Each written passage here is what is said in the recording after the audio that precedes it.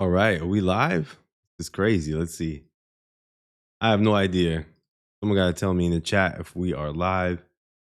Let me just make sure all this is running okay. Hey, Rocky McGee, how are you? Can you hear me? Let's go. Tell me, mic check. Let me know that the audio is working okay. Just mic check. Nice, nice. What about the YouTube? We're about to look at some of this stuff. After all of that meat. All right, nice. All right, let's go. This is Rap Philosophy. We've been talking about Kendrick Lamar. So I have a few really nice topics. I mean, for me, Kendrick Lamar has just been the most important thing, honestly.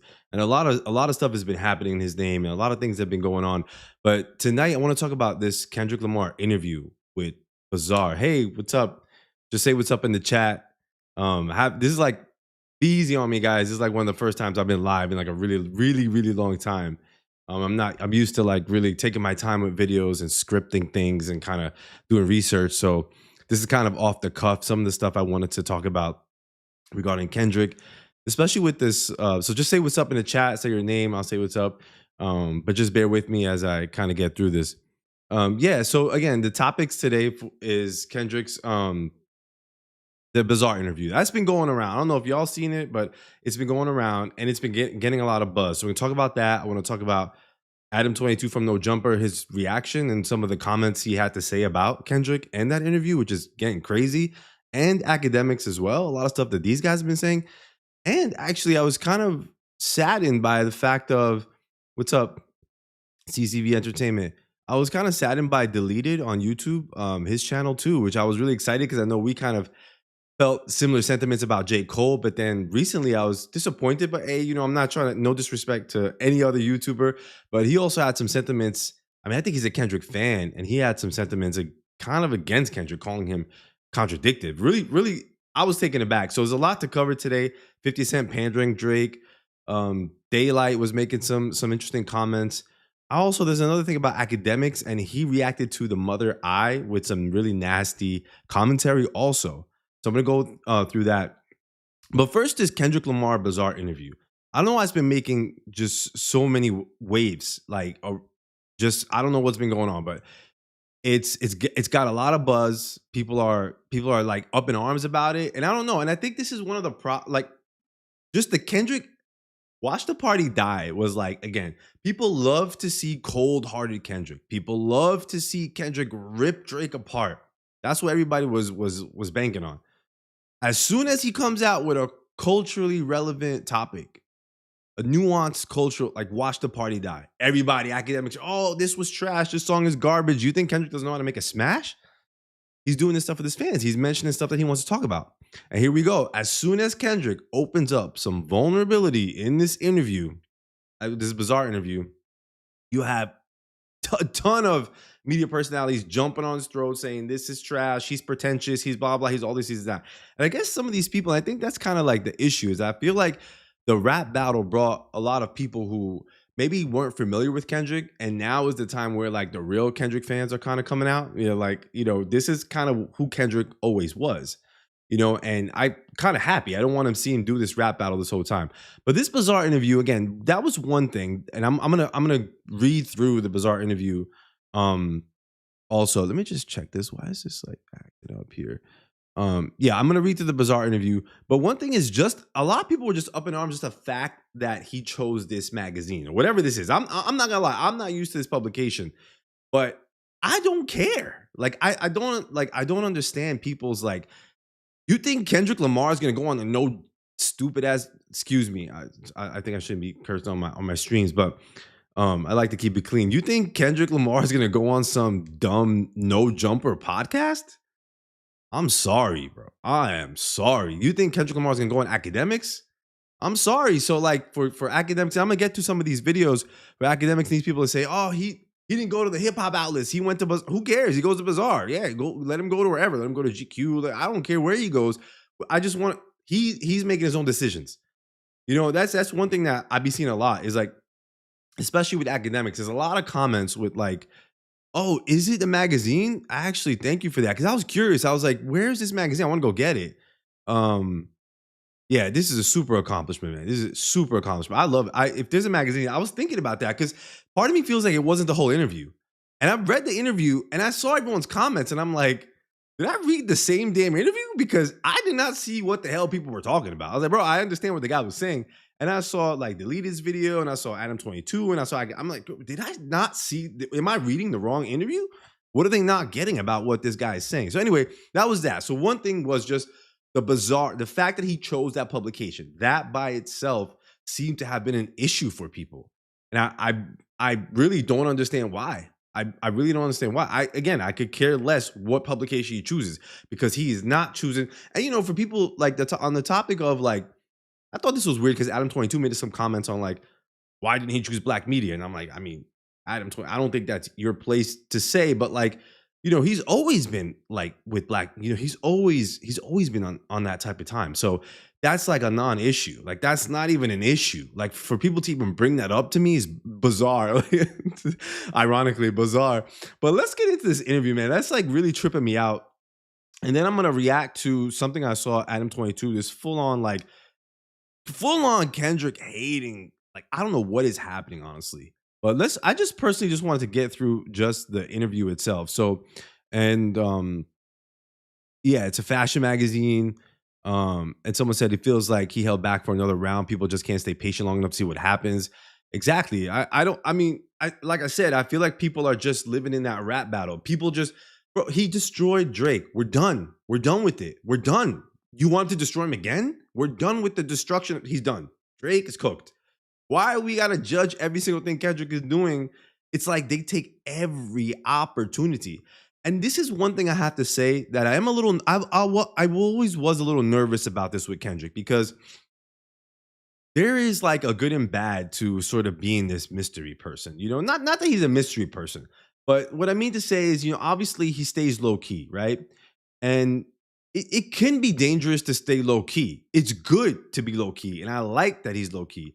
But can y'all just tell me in the chat like everything is going smooth? I see like a warning on my like YouTube studio, and I don't know what it's saying. Everybody's hearing everything okay. I don't know what it's trying to say here, but yeah. So to be low key, they mad because Kendrick got them to read. That's what I'm saying, bro. I don't even think they even read. I don't even think they're reading nothing, to be honest with you. I don't know what they're reading. But to be this low key, it's dangerous because when you do come out, right, with something that everybody's on top of it, right? When you're low key, everybody's like trying to nitpick and rip every single thing apart that Kendrick is saying. Every little thing. Oh, look at him. Oh, look how pretentious he is. Oh, look what he said. Oh, look what he did. Because this is like the only interview we've seen. And then it's like in my question, hey, y'all, did Drake do an interview? Why y'all getting on Kendrick's ass? Did Drake do any interview since the rap battle, since he got destroyed? All he's doing is dressing up. They're mad at Kendrick. Look at what Kendrick's wearing. And Kendrick's always been into fashion. Look at what the hell Drake's wearing. I don't know if I gotta pull it up, looking like, 12-year-old tomboy, whatever the hell he's doing, that Snoop Dogg 90s hairdo. Like, what's dude doing? Nobody has nothing to say about that. Nobody has anything to say about that. But they have so much to say about this guy, about Kendrick Lamar. I hope he's destroyed. All right. Anyway, so Kendrick Lamar's Inner Drive. All right. So let's get through this. It's a warm August night in Santa Monica. And actually, I thought this was interesting because he actually got interviewed by SZA. That was another problem people had. They were like, why is SZA? It's like a softball interview. Why are you getting interviewed by someone you know? When I saw that, I thought that was so. Am I the only one who thought that was like fire? I was like, yo, SZA's interviewing him? That's dope. Like, I don't care. I'd rather SZA than random reporter. You know what I mean? So I thought that was dope. Let me move the comments down so I can see as things come in. So I thought that was dope, but they tried to jump on that. Like, oh, you got SZA to like, and then let me keep going. I'm trying not to get heated, trying to get through this, but I just got a lot to say, but let's just get through the actual content. It's a warm August night in Santa Monica, and Kendrick Lamar is sitting on a low sofa in a hotel suite. I just love this as the sun sets behind him. Drake can never get this off. Like, very carefully speaking on SZA and me, it's more than a little surreal to have Lamar, the closest thing this era of hip hop has to a truth teller, leaning forward and looking intently first into SZA's face than mine, saying things like, um, let me move this over so I can see this. Yeah. Lamar, where are we? Saying things like, I do believe in love and war, and I believe they both need to exist. Lamar and SZA are, of course, two of the world's biggest superstars, used to commanding stadiums full of fans. Lamar is the MC who many would argue keeps the soul of hip hop alive. Yes. Yes. We are 1 year removed from the 50th anniversary of hip hop, and the genre that once signified rebellion and artistic freedom has settled into its current iteration as the lingua franca of corporations. I don't know what that word means. And the American empire with barely a pang of conscience. Amid all this, Lamar remains a rarity, a true artist interested in exploring the limits of self-expression and creativity. He makes personal records about regret, family trauma, and desire, even as he constantly captures the zeitgeist. Um, I'm just reading some of the comments, guys. They come in. Y'all saying, "Hey, rap, the first time here." Well, the chief editor of Bizar is an African American. Thank you. Oh, I actually didn't know that. All right, well, there you go. These people are dumb. I knew before any interview that Kendrick will choose a safe space for an interview because the hip hop industry and most celebs were criticizing him, especially for the Super Bowl. I hear that. And I appreciate that. But I do think they were running with this narrative that it was a safe space, and I guess it is in a way. But in another sense, it's also kind of like exposing himself, and we'll get through some of that in this as well. Hey, what's up, y'all? It's good to see y'all. I need a copy. It's sold out. Oh man, see we're done. We should have went and got it. All right. So all right, he makes personal records. Da da da. All right, let's keep going. A Disney fantastical lyricist. He has consistently. Look at theythese photos. They're dope. First, like, can I pull up the? I don't know how to pull up this Drake stuff. Can you compare this to the Drake photos that he's been taking on Instagram and all his trash stuff that y'all been seeing? It's just funny, man. It is just hilarious to me. Few celebrities and media outlets congratulated him. Most people just jumped to say, why hasn't the SB given to Wayne? Exactly. If I'm KL, I won't speak to nobody that would open up more. I agree. I don't think Kendrick should speak to no. I 100% agree with you. All right. So we'll see him at the Super Bowl. Let's keep going. All right. Let's skip a little bit some of this stuff. It's a movie that makes sense when later on Lamar explains that he processes information best through connections with others. The two are former label mates who toured together. He did a lot with SZA actually, and a lot of people don't know that he did a lot of stuff even from back in the days with some of these artists that these mega superstars like SZA. They've become so big, and he's worked with them prior, which I love. They did Black Panther together, the soundtrack. Lamar arrives first in baggy knee length chino board shorts, a yellow hoodie, and a fitted cap splashed with a slogan about the beach. One thing I like about Kendrick, I think it's good that he's making unpredictable moves. Thank you. I agree. I 100% agree. One thing I like about Kendrick, I used to like, I'm not like a super, I like fashion. I wish I was better at it, but like, I love that Kendrick is that artist, that he's deep and moral and whatever, but he's dope in fashion. Like something about, like, you see Drake, it's kind of like he doesn't know what the hell, you can feel like he doesn't know what he's doing. Like he just kind of like putting up some weird, like, what are you doing, Drake? But you feel like Kendrick puts thought. I'm one of the people that admire that he's into fashion. I think that's dope. I think that's cool. I think we need more of that. Not like garbage fashion that we see. I feel like Kendrick he's with the culture, with the culture in all sense, and the culture of fashion. And I think we need more of that. Because the fashion, I think, connects us like as the rap culture, or the street culture, however you want to label it. The fashion can connect us to the broader, the broader cultures, the bigger, the bigger side of things, and that we need that connection. He asked me a few polite questions about my trip to LA, but I get the distinct feeling he isn't the type to engage in small talk. A feeling confirmed when SZA herself arrives a few minutes later in a cloud of perfume. SZA looks like the type that, would like come in with a cloud of perfume, which that's cool by me. She smells a bit like the incense booths on the corners in Harlem. Was that like a little dig or what? What was that supposed to mean? But more luxurious. I don't want to say where I'm from, but yeah, I used to always go buy incense on the street corners. Right? It is what it is. That was like a thing. I don't know if it's so much a thing now, but we used to always find like the nicest incense. We used to have incense made of different kind of odors, different things. I thought that was fire. I don't know why she's saying. I don't think I've ever heard perfume described as being like incense, but okay. But she says, but more luxurious. All right, I missed that phrase. I'll give her that. And she's wearing a designer version of the stretch pants that inspired memes. She's earthy. Drake is trying too hard. She folds into a low velvet armchair, blah, blah, blah, and says, oh, okay. She turns to Lamar and says, are you mentally ill? And Lamar's face lights up and he laughs. So this is why when people say, yeah, Kendrick and Day Free have been in the fashion world a lot more. This is why when people say, again, not directing anyone in my comments, but like what I've been seeing on other YouTubers, like it's a softball interview. Like the first question she said, "Are you mentally ill?" Yes, she was joking, but like you know that SZA knows about him. She's gonna ask. I thought the questions were good. I mean, it is what it is. All right, let's go on. So kicks off an hour. So this was interesting. They actually spoke. It says here, and I guess this is why I was thinking, did we admit is all this in the magazine? Like, did they cut stuff out? Because it says here, so it kicks off an hour and a half conversation in which the artists talk about fear, spirituality, parenting, and creation. Dope topics.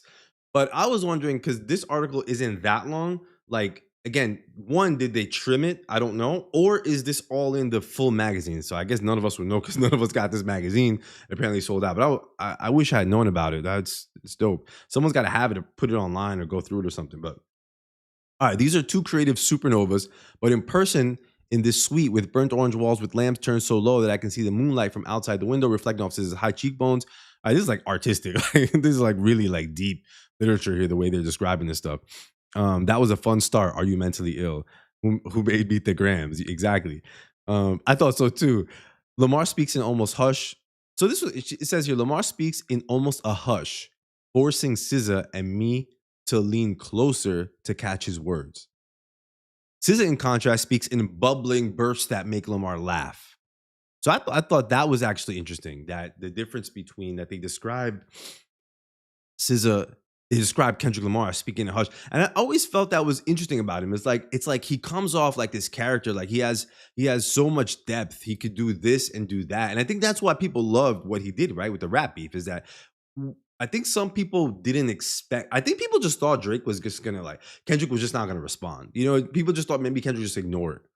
You know, and it just you see both sides of his character. So then when he came up with Euphoria, I hate the way that you walk, the way that you talk. You know, and he just went crazy. It just was like, whoa. And that's what makes him so special, is because they're saying he speaks in almost a hush. So he has like that sensitive side. And he's a Gemini from what I understand. So I'm a Gemini too. And I know that feeling of having split personalities. Maybe that's a thing, but there's a good side and bad side. But I love that about his music. I love that. If you dig deep into his music, a lot of people think like Kendrick, and this is what I don't like about the Drake side of the Drake fans. Like, I think they just don't know enough about Kendrick, and they just think he's like this. No offense, I don't like a gospel, like, you know, it's fine if anyone's into that, but like he's not like a gospel like rapper artist, you know what I mean? Like he's all over the place. He tells stories and talks about all facets of life. All right. Um People just want to hear drama. I think it was a reciprocal exchange. I like the way Kendrick controls the stage, and this interview, Kendrick is showing meekness. Yeah, I like that. I agree with that. All right. At a certain point, as the summer air rolls, all right, let's go. The kind of all right, let's get into a little bit of the okay, boom. We got these are real interesting. These are really dope. I always wonder, like, did he choose this? Did they choose this? Like, I just love it, man. I love the fashion. All right, SZA. So she says, we shot a movie last night. I've never shot a movie before, so I was freaking out. It's a lot of being scared to be by myself. I'm either going to pretend it never happened or not show up to the premiere. I met Cat Williams on set, and we all know Cat Williams, that crazy interview he did for 2024. I think Cat Williams is destroying 2024. He's just saying like 2024 is a year of truth, and I feel like every single thing that's happened so far in 2024, at least on my side of things, has been crazy. And I'm like praying that this year ends with some peace and tranquility. So we can make it to 2025. But God knows what's going to happen when 2025 comes. Who knows? Maybe some other shit's going to happen then too. But all right. I met Cat Williams. He told me I was mentally ill, like as a compliment. He was like, "Sa, I believe you might have, I don't know, Sa or SZA, is that like her nickname? I believe you might have some mental." And I was like, "Illness?" And he was like, "Yes." He said, "Oh, welcome." It's almost like you have to be crazy. I think you do have to be a little bit crazy to be artistic. I want to ask you about your mental health. Now she's talking to Kendrick. Hey, in the chat, see y'all. Again, I only see the YouTube name, so forgive me if I can mention your names if you want. But Welchless, I see Rocky McGee, Jen Lynn. What's up, y'all? Good to have you. It's good to have you. It's good to go live and be a little bit off the cuff. than the deeper like script writing and research. But all right, so he says, I want to ask you about your mental health. Let's move on. Do you feel like you suffer from mental illness or experience it ever? Or do you just feel like you're in a multitude of feelings and you're not putting a label on it? I thought that was a tough question. For someone coming straight off the rap battle, people saying softball questions, what does Kendrick say to that? Like, yeah, I'm mentally ill. You know what I mean? Like, I'm sick. You know what? He has to like play into it. So Kendrick Lamar, I grew up with that term. I was hearing it when I was 5, 6 years old. So you identify with it, but not. So she says, so you identify with it, but not as it. And that question was interesting to me. You identify with it, but not as it. I almost feel like it's a cop out, not towards like Scissor or Kendrick, but the question itself is like saying it's a way of saying I identify with it, but I don't see myself as mentally ill. You know, I don't want to say that I am, but like I can understand it, you know? And I think I know for me or a lot of people, no one likes it's like there's a stigma, right? To the idea like mental illness, but this is like something real. So I think in this day and age with the stigma, it's like you want to say like I get it, but that's not me, you know? So Kendrick Lamar says, my whole thing is it's all experience. I thought this was a great answer. I say some shit on a record and I identify with a moment. And then I don't identify with it anymore. What's wrong with that? What don't the people understand about that? That's just growth for me. All that shit is subjective. I identify with a moment, and then I don't identify with it anymore. What's everybody up in arms about? What are they mad at? What are they mad at? That's life. Sometimes you're this, sometimes you're that. Sometimes it's good, sometimes it's bad. That's not contradictory. That's human nature. That's human. We don't want to see Kendrick Lamar always be this, meet the grams killer on Drake. He can. Or we want to see all the facets. That's what makes him such a great artist. And for me, like, not to, if I really urge people to go back, like, try to, like, there's so much treasure. I think the rap battle resurfaced, I'm sure Drake stuff, but Drake, I would say, from popularity, maybe people already know pre Drake, but resurface a lot of old Kendrick. Like if people go back, it's just such a nice catalog to revisit that you get this deep like narratives and deep stories. And you could go, well, Good Kid, Mad City, obviously, To Pimp a Butterfly, obviously. And that like what drove me crazy when J. Cole and I made that video, I think it was showed that I really was bothered. I could not make any sense.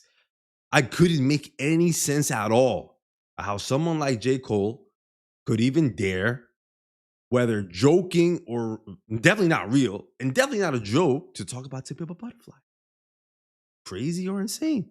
And just go back to that. This is art. To Pimp a Butterfly is art, let alone significant for the culture and significant for Black culture. J. Cole shit, how are you treading on that at all? So anyway, you get To Pimp a Butterfly, you get Good Kid, Mad City, you get Damn. Every album of Kendrick's. And I think people, like, if they want to get in, if they haven't fully, like, I know some people, they heard little bits. Go back, listen to the album. Listen to it a couple of times. Listen to it 2-3 times, and then things are like To Pimp a Butterfly needs like probably 3 good listens. 3 good listens, you're like, damn, like this is deep. Like he's talking about a lot of stuff. Damn, is beautiful. But then even go back, there's some fun stuff in Section 80 and Overly Dedicated, much earlier. But you get that Kendrick voice. Anyway, not to go off on tangent, but I just think it's important at this point is that he gives us everything. I want to see that. Drake and these other artists, you just don't see the depth. And that was one thing that, like, to take a little, like this TDE, obviously that was Kendrick's old label. But this TDE comment, I would say where Punch said, I could care less. I respect hip hop journalism and feel it's needed in its truest form. It helped keep the culture alive, but it's only a few real ones left. Most of you guys are trash. Just my opinion. That's why artists don't want to talk to you. And a lot of people, I don't care. Like, I consider myself a media personality. I consider myself in this space. I mean, whatever. He's right. Like a lot of this stuff is trash. It's garbage. Like I have a hard time, to be honest with everyone, going through the topics because all the stuff is nonsense. It's really difficult to find good stories that I feel passionate and interested to talk about. Because academics, we already have the media for the nonsense. You're gonna go back and forth to all the nonsense and the this and the that. I don't really. That's that. So it's hard enough. So he's right. There's a lot of trash media. There is. So, and I don't want to say to disrespect anyone, right? But like trash topics, like why would a Kendrick Lamar? Why would he go to academics? No offense. Why would he go to No Jumper? Why would he go to whoever? Why? It's He's right. But the one thing I want to say to punch on this is that, you know what though, my guy, there's also a lot of trash artists. There's also a lot of trash artists. So, and I'm not saying this as anything towards him, but I'm just saying that yes, there's trash media, but guess what? You know what? There's trash artists too, and that's what this whole garbage wasteland that we have right now, and that's what leads me to Kendrick is that maybe media doesn't even know who to talk about because we don't have enough good artists. That's why media is trash. Maybe because the music has been trashed. Obviously, I know everybody. People have talked, and I would love to hear what everybody what I'm sorry if I'm missing some of the comments. Y'all could keep it going, but if y'all you know any artists that y'all listen to, I know people say, "Hey, this artist and that Tyler just dropped and this and that," and I get it. But for the most part, like a lot of the music itself, and I'm not judging the artists themselves, I'm judging the music. A lot of it's like so. Back to Drake, where's the depth? That was my side note. Like where's the depth? So back to the Bazaar interview, you're getting the same with Drake.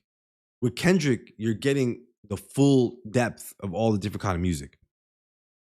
And we need that. So that a little bit bothered me because I wanted to say like, yo, that's honestly, bro, like rap has been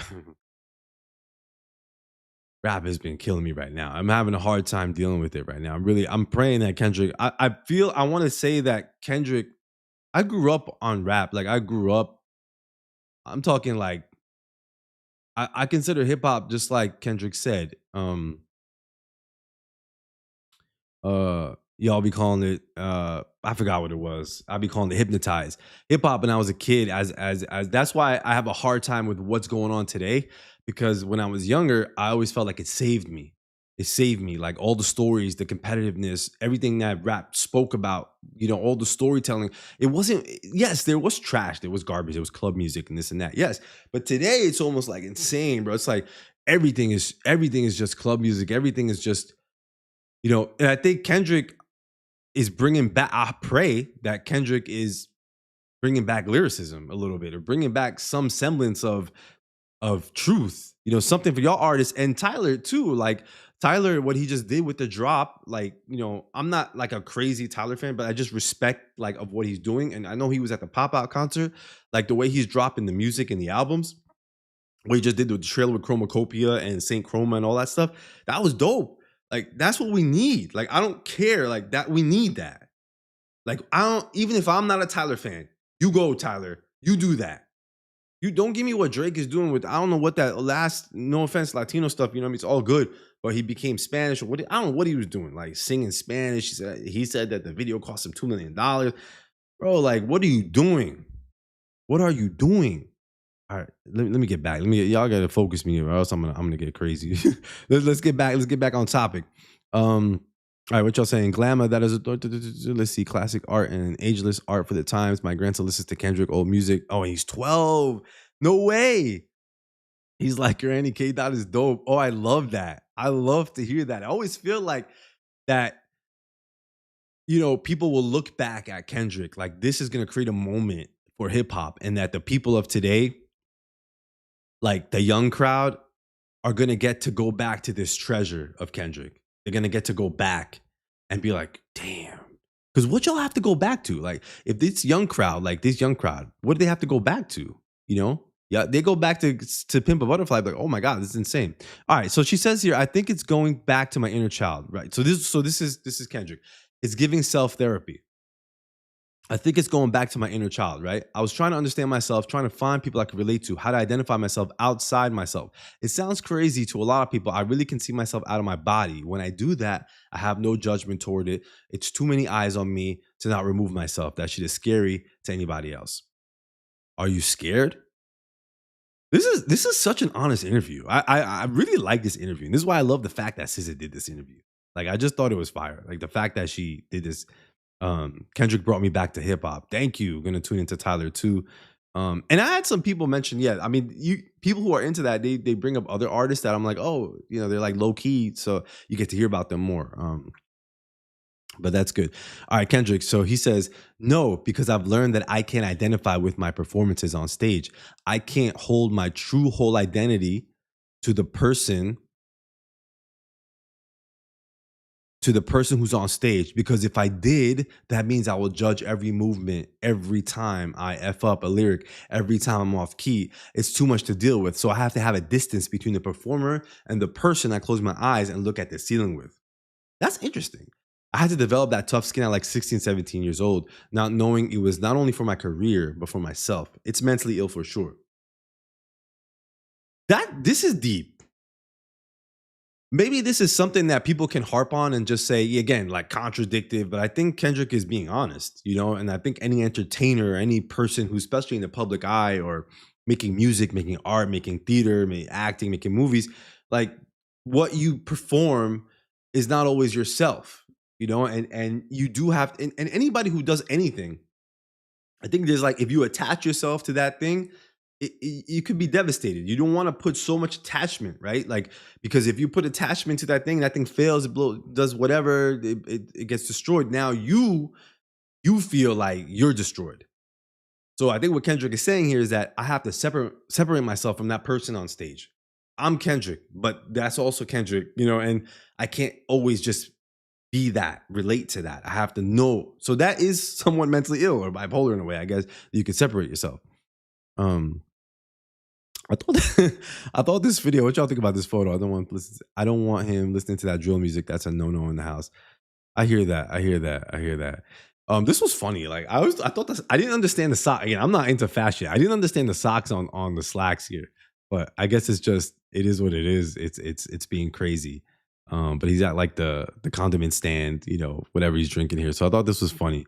Look, Armani. Okay. All right. So Sister says, it's very honest. Speaking of honesty and ego, have you done ayahuasca? I don't know how you say that. I know you mentioned that actually in, was it 616 in LA? I don't remember. Or was it Meet the Grams where he met? I actually thought he did it. So I thought this was funny because I was like, wait, Kendra, I thought you did ayahuasca. But he was telling Drake, I suggest you do some ayahuasca. He didn't say he did it.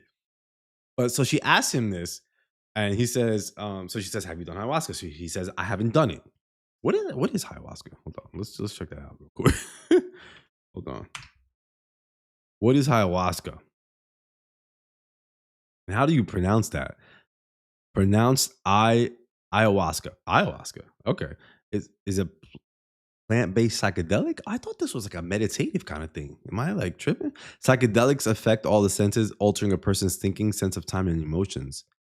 They can cause a person to hallucinate. Oh, okay. I thought this was some spiritual retreat. It's a medicine. It's an herbal drug. Okay. All right.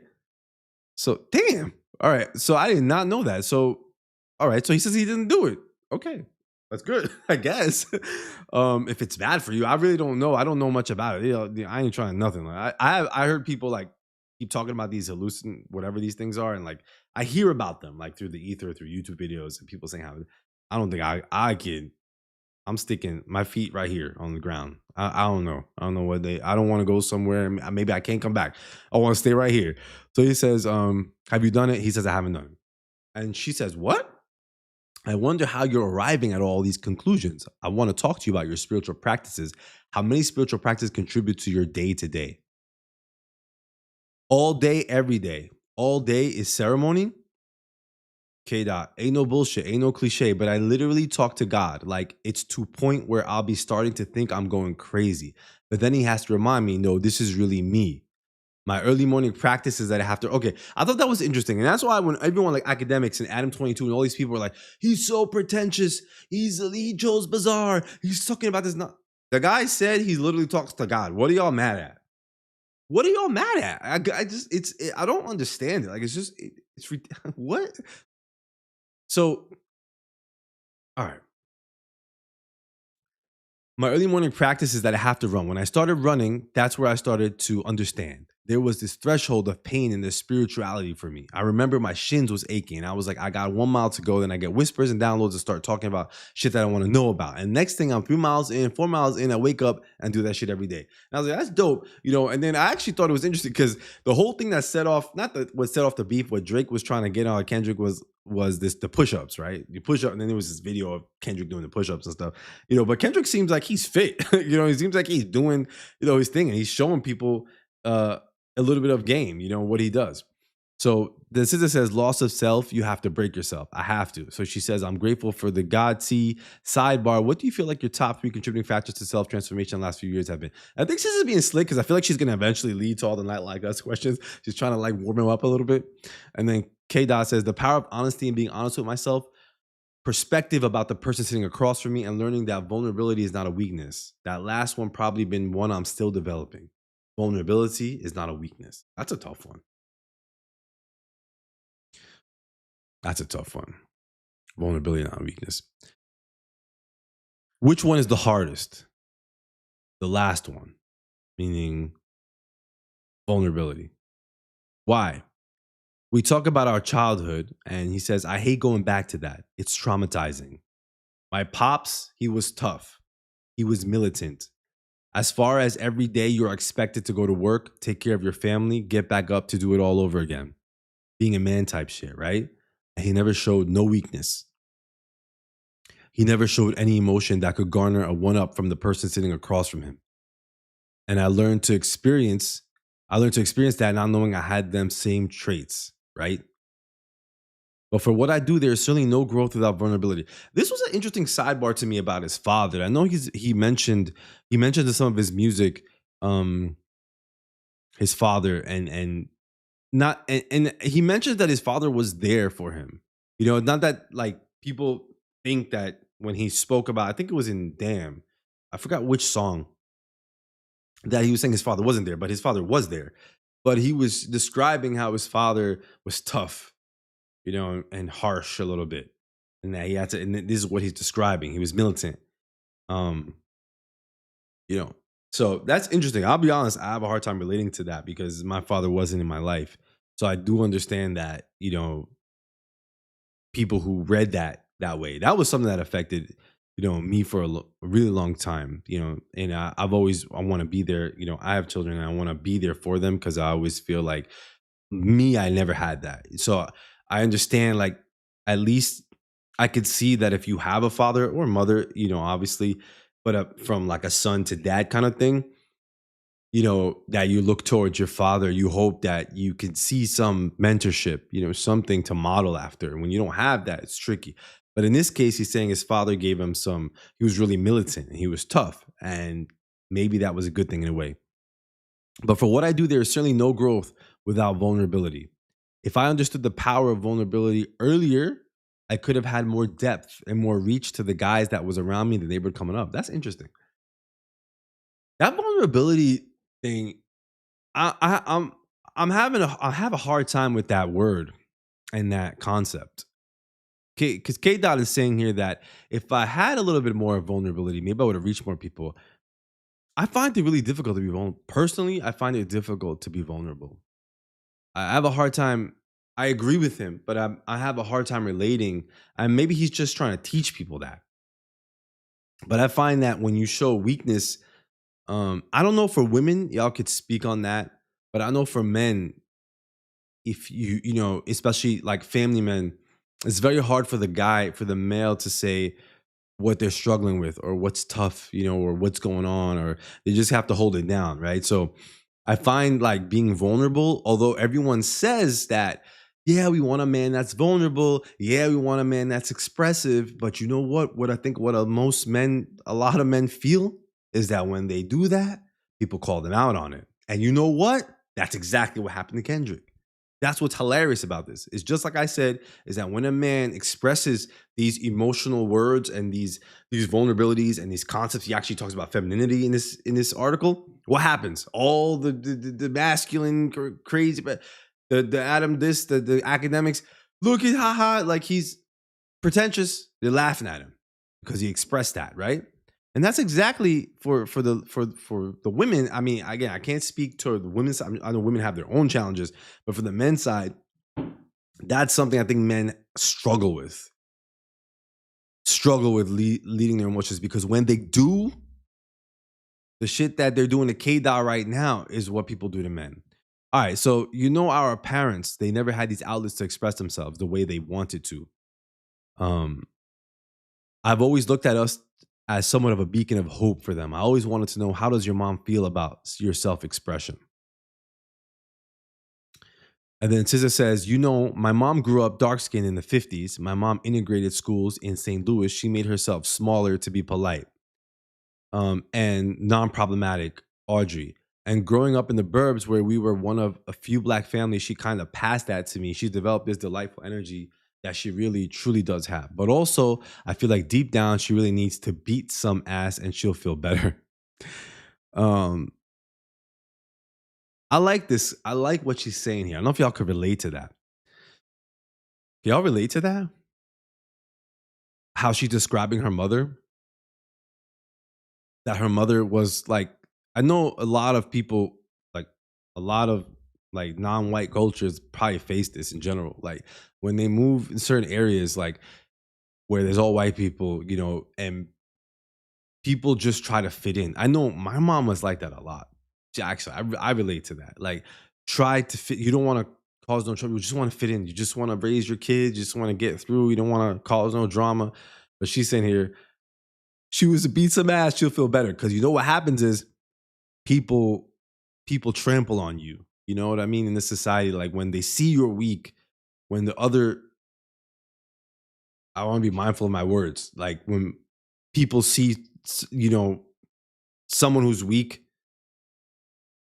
then they take advantage. So not to, I don't want to get all deep in like societal racial topics right now, but I thought this was really interesting. So that's definitely something I related to with my mom. Um, when she told me about how she spends so much time monitoring herself, people be like, "Oh yeah, we are our ancestors' wildest dreams." When you're talking about it's time to vote, but I'm my ancestors' wildest dream because I can be a bitch, and I'm okay with that because my mom wasn't allowed to be a bitch in her space or in white spaces, and I feel like that's my duty to literally get in here and be like, "I'm gonna do what I want." You know, she said my mom wasn't that relaxed. Like that. I hear that. But the question is, was she relaxed with who? Maybe she wasn't relaxed with you, but was she relaxed? Was she relaxed with the outsiders, with other people? Do that. I'm African. My culture, women were raised to be moms and listen to their husbands no matter what. For a long time, she wanted us to be the same, but our generation is different. We want more. Um, so I struggle with this a lot too. This topic, I had a hard time with female rap. I would say not a hard time with female rap, but like growing up listening to some really conscious female rappers and seeing what's like I see today, and I'm not judging like the ladies, the female rappers and what they're doing, and whatever. That's I don't know if that's not my place, but I did struggle with it as from a lyrical perspective, right? Whether it's a male or female, like it doesn't matter. It's about the lyrics, right? What y'all talk, you're talking about this, you're talking about that. If you're a guy, you're talking about this. If you're a lady, you're talking about that. Um, and I think with Doja Cat, there was something with that where it was kind of like, and I struggled with that a little bit. I was like, I mean, like, are you doing too much? Like, what, she was like, I'm a boss bitch, and that was something I had like a girl friend, a lady friend who was like, you as a man, you're not gonna understand. I was like, but why are you calling yourself a boss bitch? Like, I don't know. Like, she was like, no, like that's you don't understand what we mean. Like, boss bitch meaning we could be this, we could be that. We could be bosses, we could be badasses. And I didn't, as a guy, I'm gonna be honest. Like I didn't really understand it, and I coming to understand it more. Like, and I feel like that's kind of what Sis is saying is that because my mom wasn't allowed to be a bitch in her space or in white spaces, I feel like that's my duty and be like, I'm gonna do what I want. So almost like maybe that's what's happening in society today. I do think people are going like a little too crazy, but um maybe people just feel like there's more that they want to do that maybe they weren't capable of doing back then, or when they were younger or in front of certain spaces. So you have a space to be like, you know what, And I see female rap, and I used to have this like discussion, with my wife, and we were talking about like female hip hop, and I'd be like, yo, what is that? Like, what is she saying? Like, that's some trash. And then she'll be like, did you listen to who you listening to? I'm like, they say much worse. I'm like, no, they don't. I'm like, nah, they do. You're right. So it's like, I think men sometimes we judge, the female rap, but I was thinking, I was like, you know what? Like, if the men in rap are saying this, why are you judging it? Why can't the female artists say certain things? And you see that with, Cardi B and Megan Thee Stallion and all these female artists.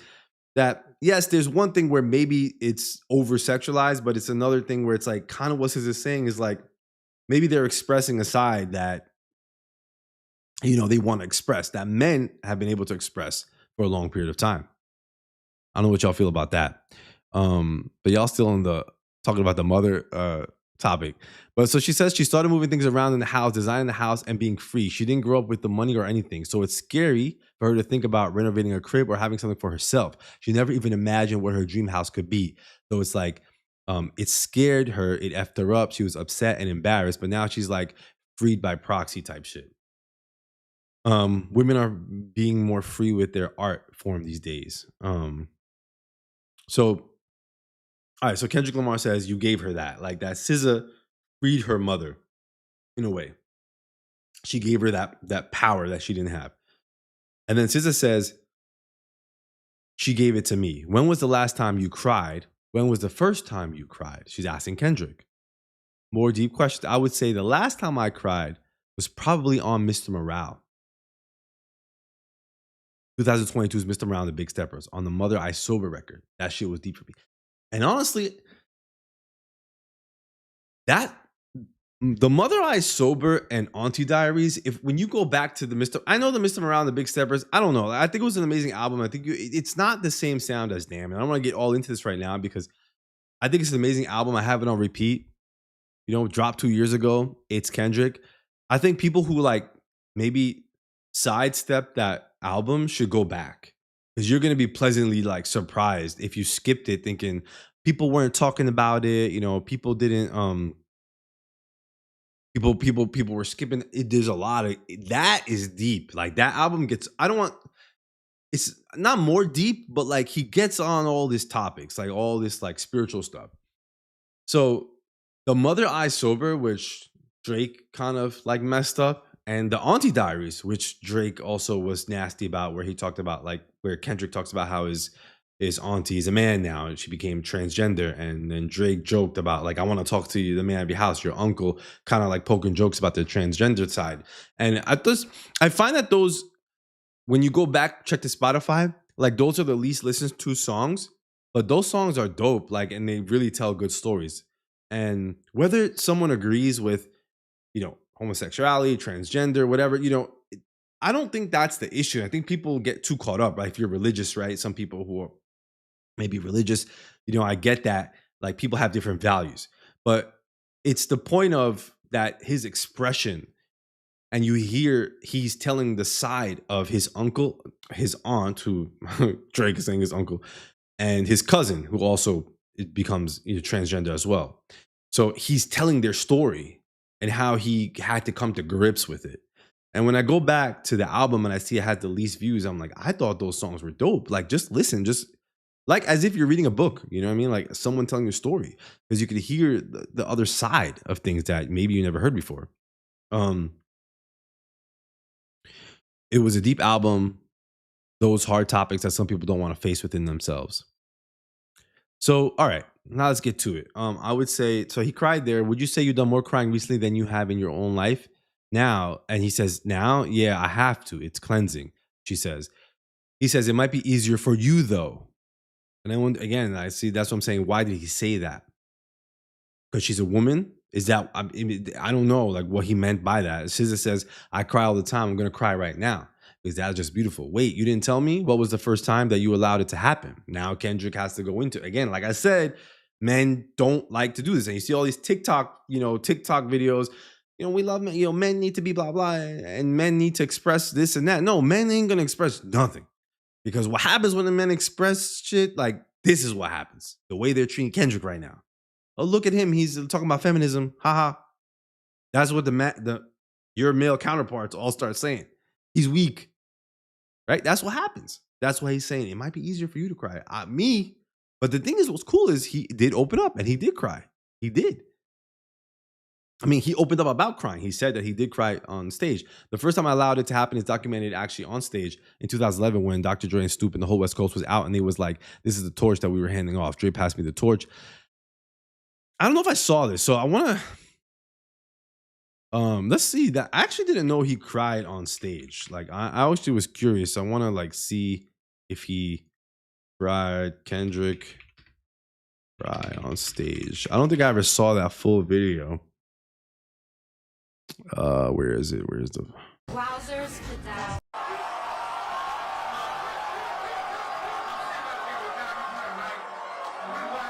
I'm gonna say this and I'm gonna mean this. Nigga, you got the torch, nigga. You better run with it. You better run with it, nigga, because it's yours. Is he crying or sweating? I can't tell.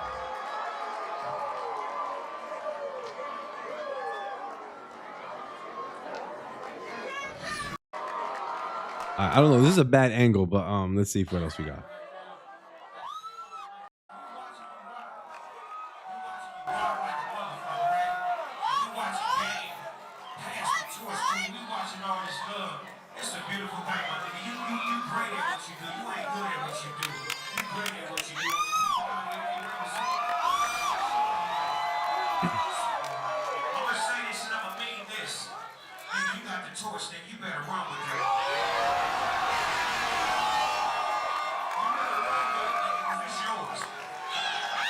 That's dope. This is so good. So so I guess he did cry. I can't tell up close.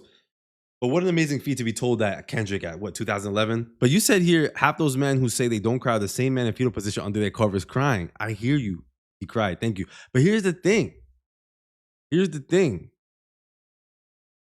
What I'm saying is that can they cry? It's not, they do cry. But are they allowed to cry in front of others, right? Is the issue. Yeah, everybody. Of course, everybody cries. It's a shame to try to shame someone. I like that. I like that point. All right, my tears all over the internet. So that was his cry. 2011. I think he had just dropped Good Kid, Mad City at that point. That was emotional and pretty. What do you want for yourself now? What's your driving force? Do you feel like you've done it all? Do you feel like now it's all for the plot? Is the plot you? Is further self-discovery the plot? Is it domination? So he says, it's funny, I was asking myself that this morning. I get fulfilled sharing my experiences with the youth and allowing them to hear these stories and hear these experiences and catch up to them. So to actually answer your question, it's communication just with people in general. And I feel my work in music is just a start. I don't think it's my end goal. I know it's my end goal. Music is just a vessel to get me there. And that's what I'm wondering, I don't know where Kendrick is going with this, but he sees the music as just a vessel. So do you have an idea of what you're supposed to do, she says. K-Dot says, I don't. I'm curious, and that's what keeps me energized. So it seems like Kendrick is going through a little bit of like a change or like a growth spurt, which I thought like Mr. Morale's album was that, but maybe he's still unclear. Like, maybe he's still, I think we're forever trying to seek growth, but maybe he's really trying to come into himself. And this rap battle, which I don't know K-Dot, but I feel like I almost want to say like maybe Kendrick really thought hard about this, like whether he wanted to interact with it. And I feel like he was like, I'm going to interact with this, because I have to. And maybe this is bringing him to a new place. Crying is cleansing. I love a good stomach cry. I don't think I've ever cried from the stomach. I don't know. I got to check what that feels like. But she says here, all right, so let's go back. Do you even have a desire specifically what it should be, or are you going to let God shape it for you? K-Dot, I'm going to let God shape it. I love the mystery of it. I have to have it. I have to. The chase of it all. You know what I'm saying? You're so teachable. And he laughs, says, shut up. All right, further cool. Further interesting photos. All right, that's what I feel like I'm suffering from. I'm not teachable for real. That's my problem, because I always be like either in my fear or do some shit. I have a low pain tolerance, but a high competition tolerance. I can't explain it. What is it that you want most if you want for anything?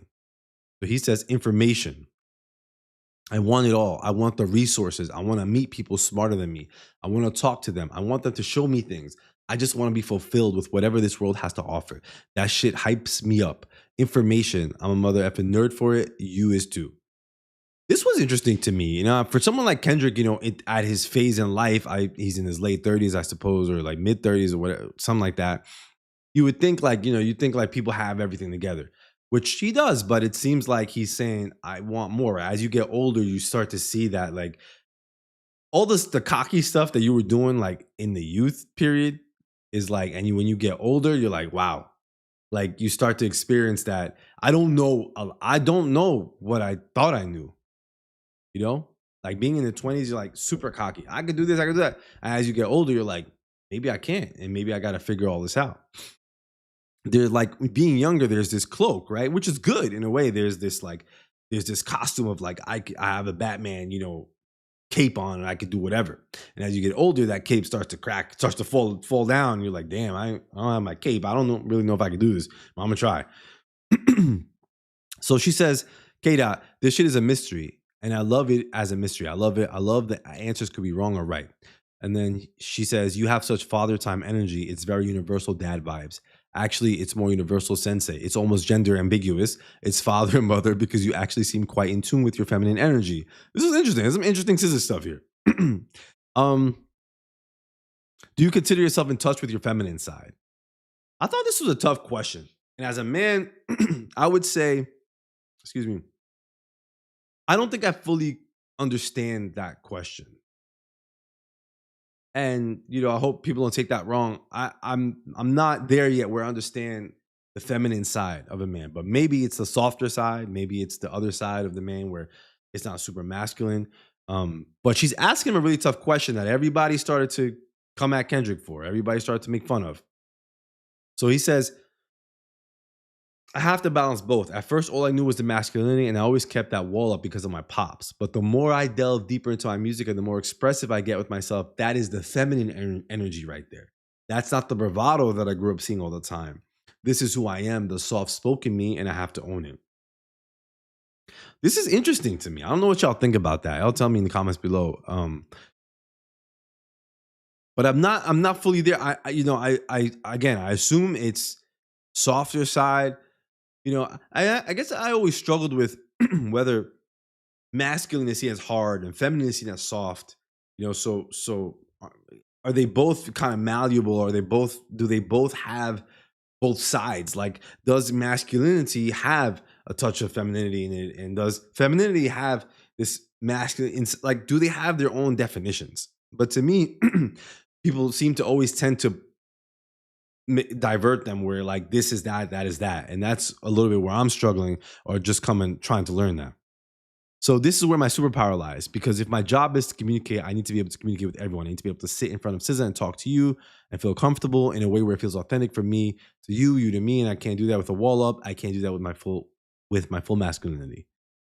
All right, interesting. I think it's a softer side of a man. You're a father. To be able to play with a child, you need that femininity at times. SZA then says, can I ask you a hyper masculine question? Here we go. Now she's hitting Kendrick with the thing that people are like ready to, let me move this over. People want to like really mess with Kendrick on. What does not like us mean to you? The question that everybody was ready for. Adam 22, Akademiks, even fellow YouTuber Daylyt, who was making similar content, and Kendrick fan, question the answer. What does not like us mean to you? K-Dot laughing. Not like us? Not like us is the energy of who I am, the type of man I represent. Now, if you identify with the man that I represent, I guess he's continuing, and then she kind of cuts him off. Break the man down for me. So when people say softball questions, I mean, SZA really went in. Like, she stopped him. She, break that down. I want to know more. Excuse me. And then she says, then K-Dot says, this man has morals. He has values. He believes in something. He stands on something. He's not pandering. He's a man who can recognize his mistakes and not be afraid to share the mistakes and can dig deep down into fear-based ideologies or experiences to be able to express them without feeling like he's less of a man. If I'm thinking of not like us, I'm thinking of me and whoever identifies with that. People were up in a roar. Everyone who was the Kendrick hater, and even some Kendrick fans or claim Kendrick fans. Who knows how long they've been listening to Kendrick? This is a contradiction. Not like us was a diss song to Drake. And he's avoiding the question. And he's saying that Not Like Us is a moral stance. Y'all not we know that Not Like Us was a Drake diss. What is this? What's going on with this? Like all critical thinking lost? What do you want him to say? Not Like Us was a diss to Drake. And I wanted to the song, the concept. She's asking about the concept of the song. The thing that transcended, the concept that transcended what it initially technically was, a Drake diss, but he used his Kendrick storytelling to create a narrative and to create an idea that transcended that little Drake diss that became bigger, that people gravitated to and started playing everywhere. Say it was a representation of you and how you are fighting this enemy that isn't like you and how you have to stand up for that and say, you know what, they are not like us. However you want to, it went viral, right? I don't want to get into like all that. We all know what happened with the song. He's talking about that, the concept. That's what she's asking him. Not what does the Drake this song mean to you? And this is what other people went towards. So I'm gonna play some clips from some other people. Let's try to wrap up, I guess, the interview, and then I wanted to go into react to some other things I saw. So it says here, now, can I say something else in the realm, or you want me to get away from that? Can I ask something else? And he goes, is it mean? No, it's more so like, I thought it was really interesting that there was any consensus at all that you might be an angry individual. For me, I don't find that any energy that comes from you comes from an angry place. And actually that last hour and change pretty much solidifies that it's almost from a yogic or monk-like place. I don't know what that word is. So when you feel the surge, I need some water. So when you feel the surge of energy in records like that, where is that root? Is it anger? And this plays a lot into, I think a lot of people are like, Kendrick is an angry man, Kendrick he's a hater, all the other people. Like Kendrick is telling stories.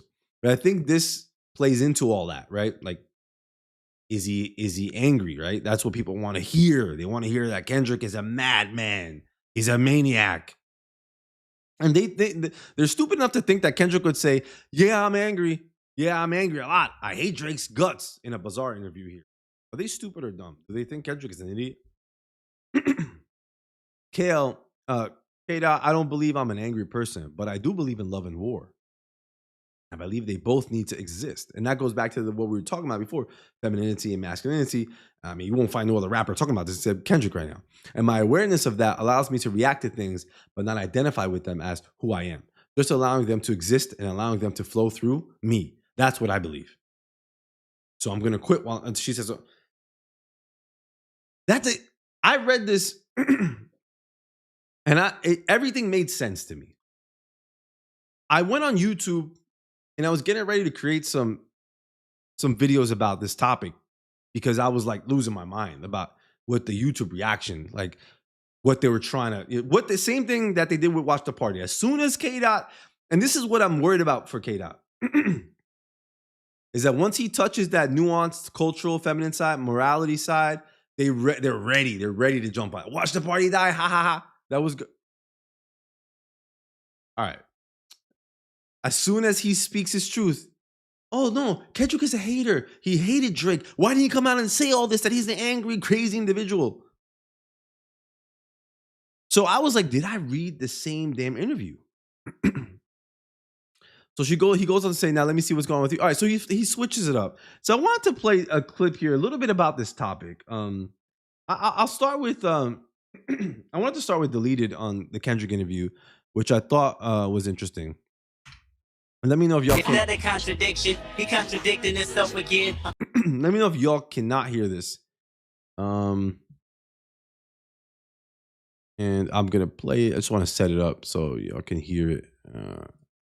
Of course, that's a contradiction. The f you think life is? All right, y'all.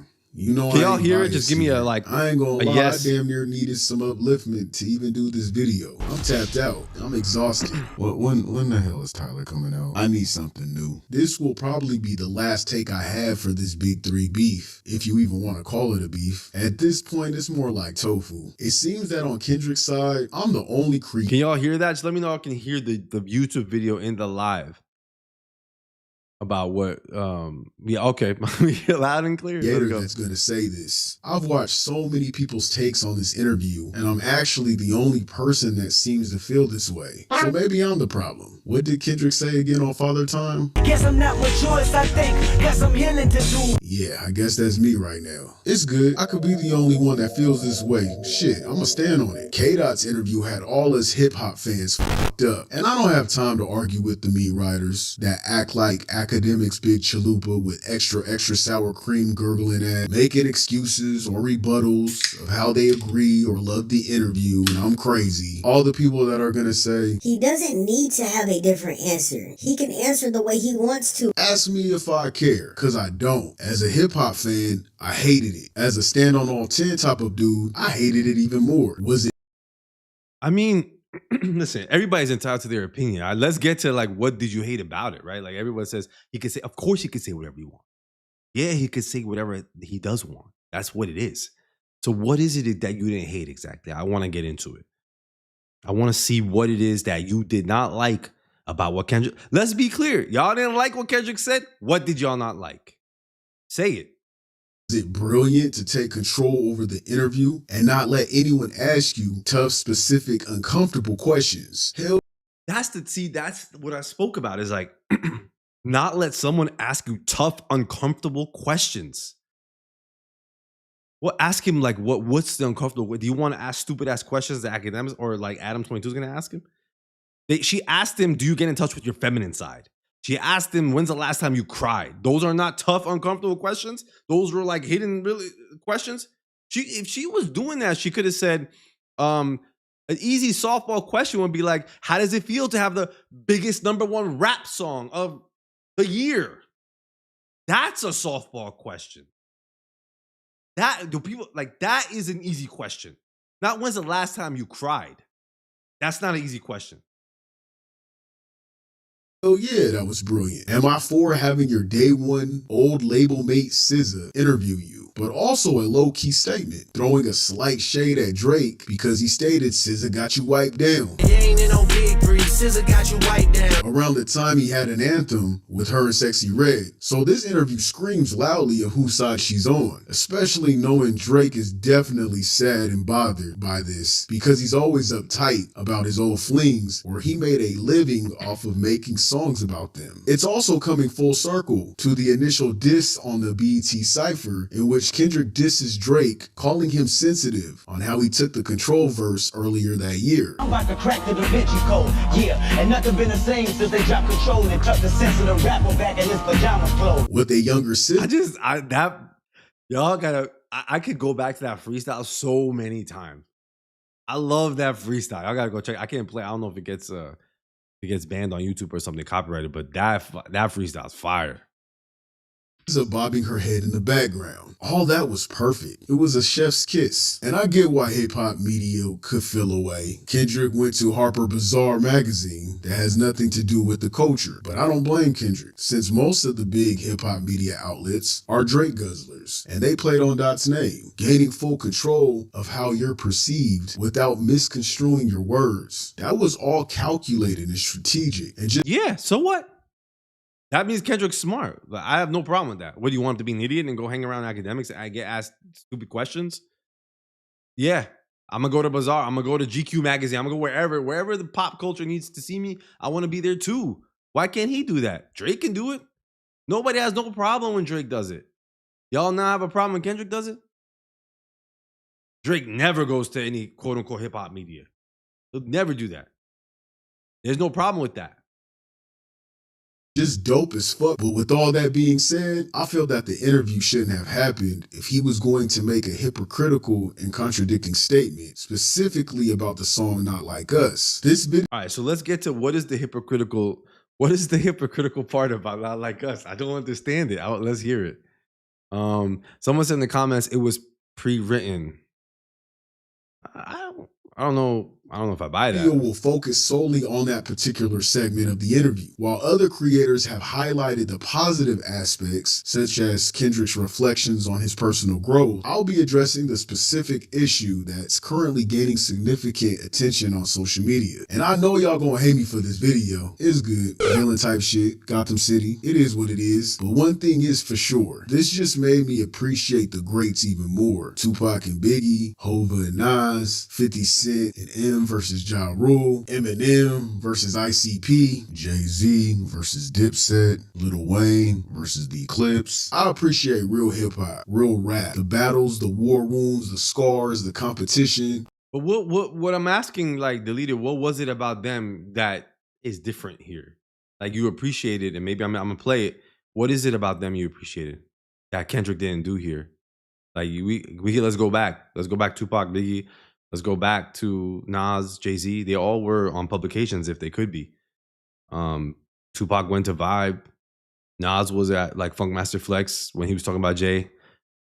I'm a hip-hop head, a natural competitor. I see blood when it's wartime. I play to win. And in my fantasy of a world, being a content creator, to battle against the Drake Gurglers fan base, such as Akademiks, I put myself on Kendrick's team by default. Even though he could care less and don't know I exist, no one asked me to do this. That's on me. It's annoying as fuck, though, that I have to unfortunately be the guy that's unbiased. Also the guy who... All right, I'm going to just skip a little bit. Let's see where the discussion on Not Like Us. All right, here we are. Kendrick Lamar would say, this man has...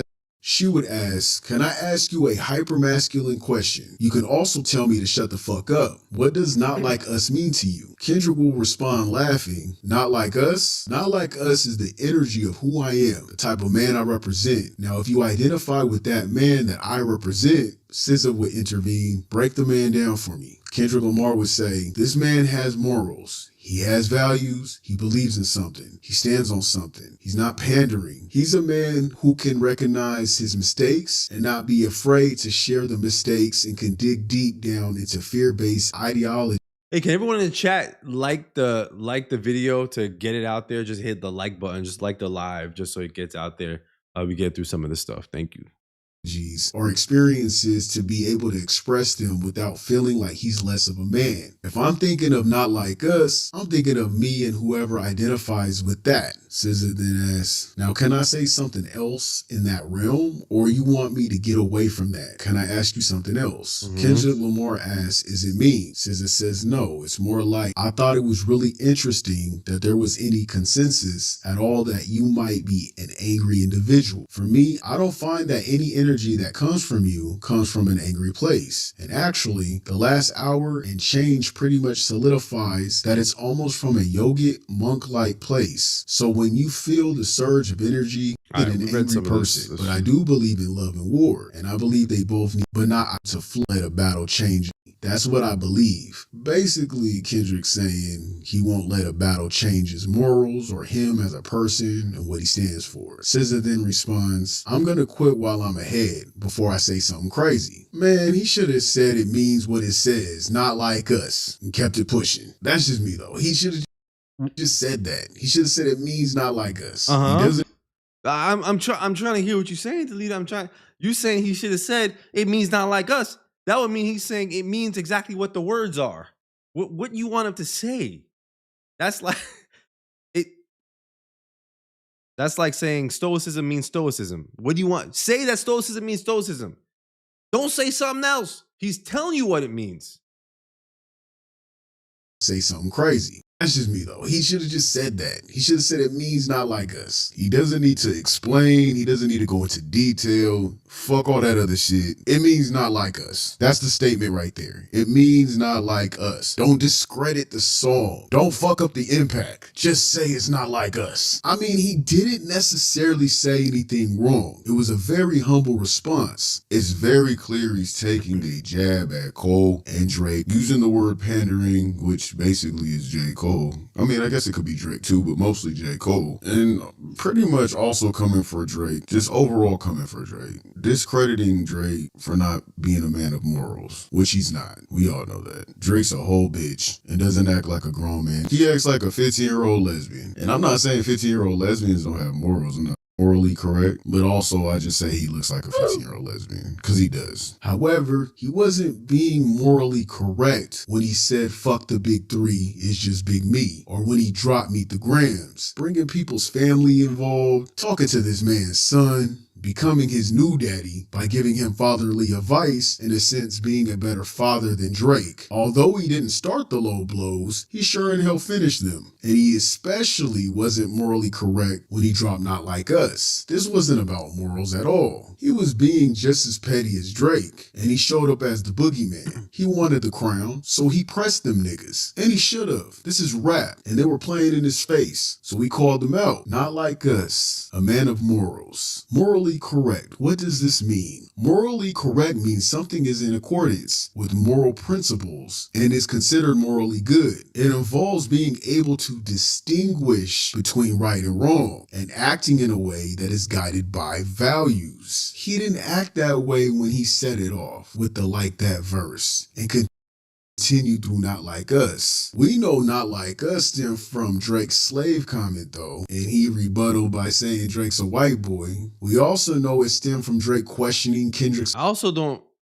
I had this discussion before. I don't really remember Kendrick saying Drake's a white boy. I heard. I don't know. That's been like going around the ether, and I don't remember.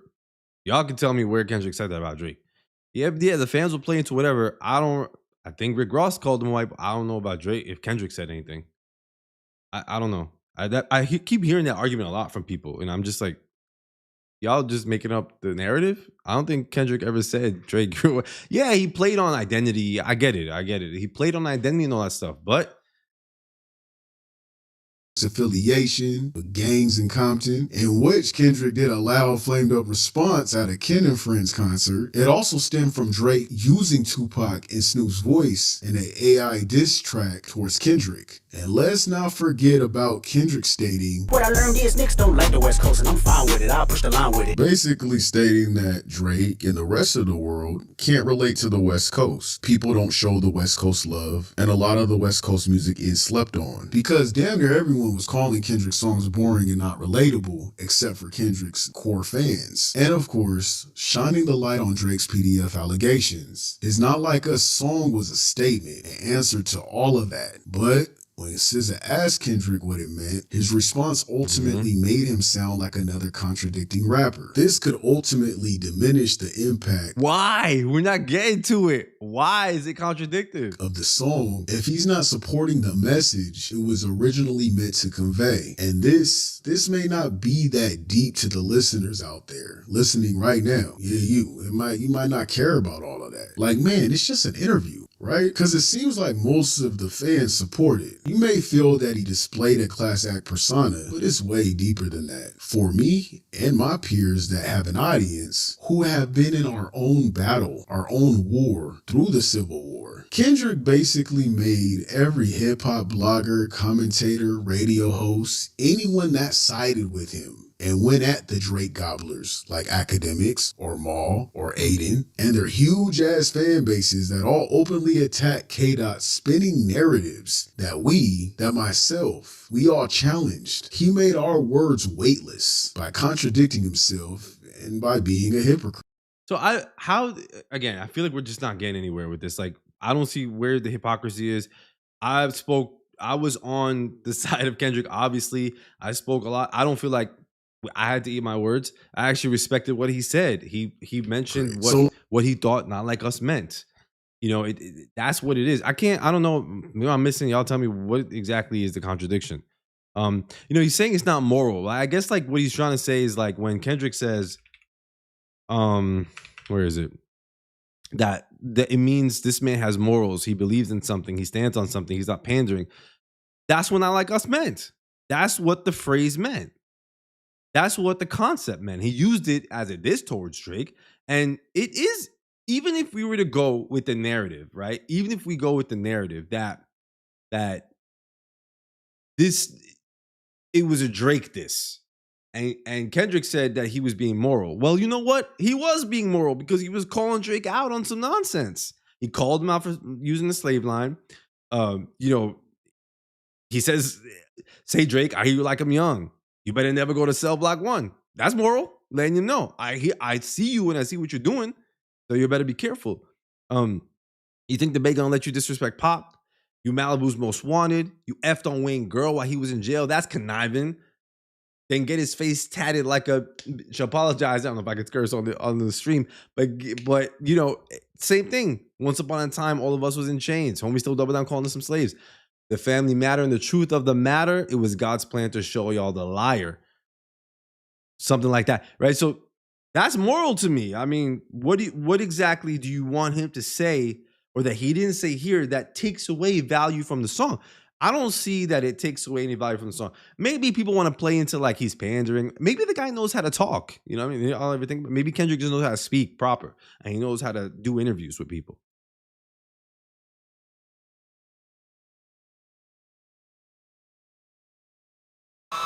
My bad. Let me go back to.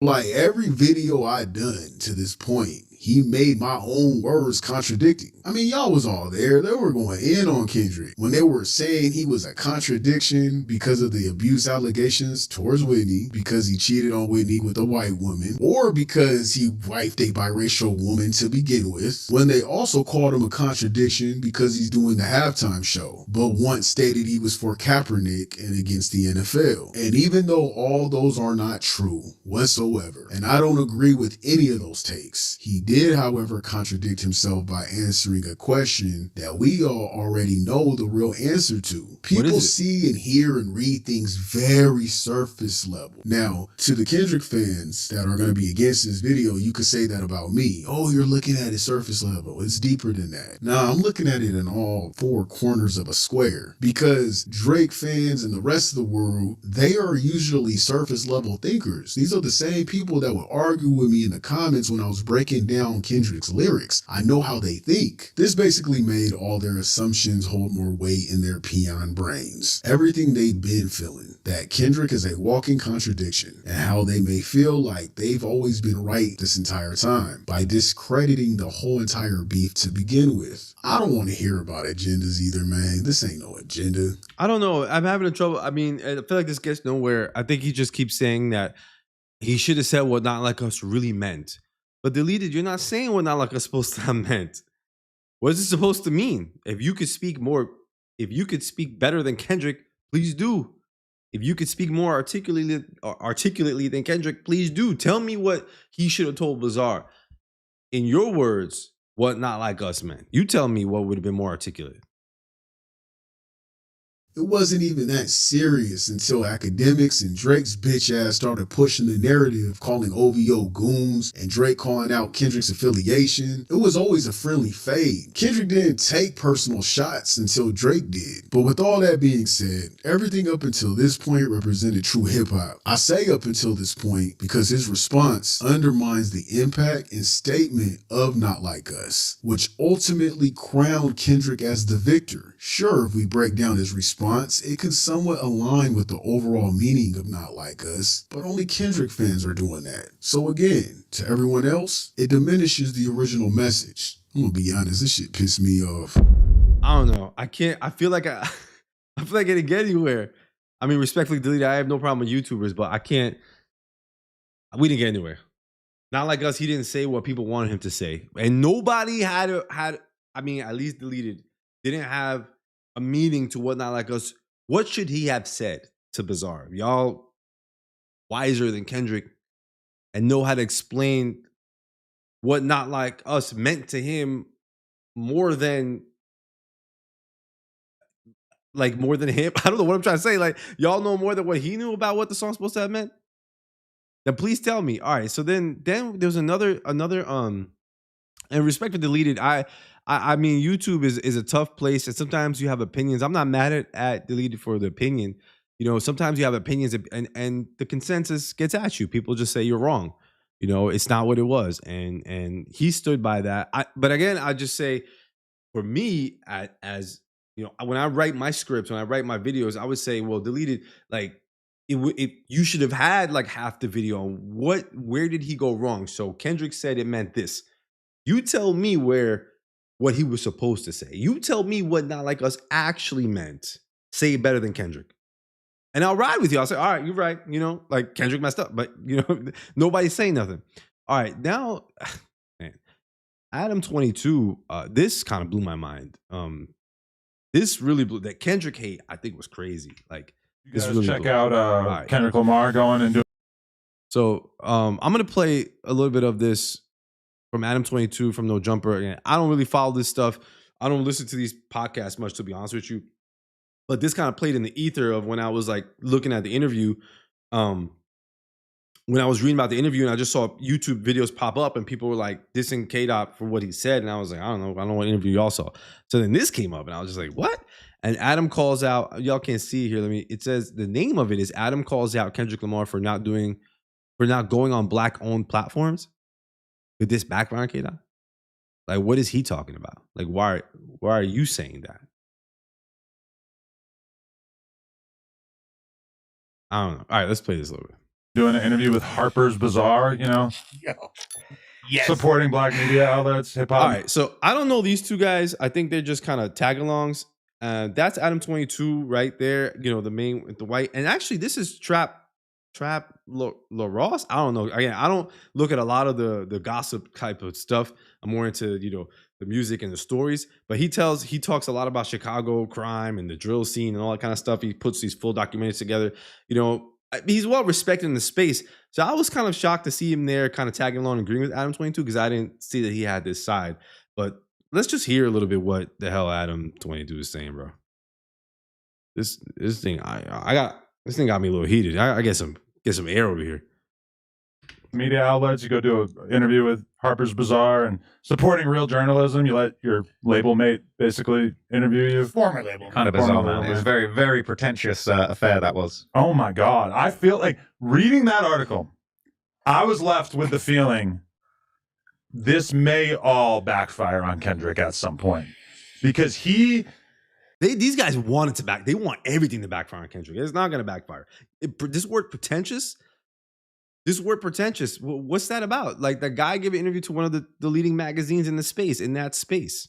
has built himself up now to be such an elitist character in the space.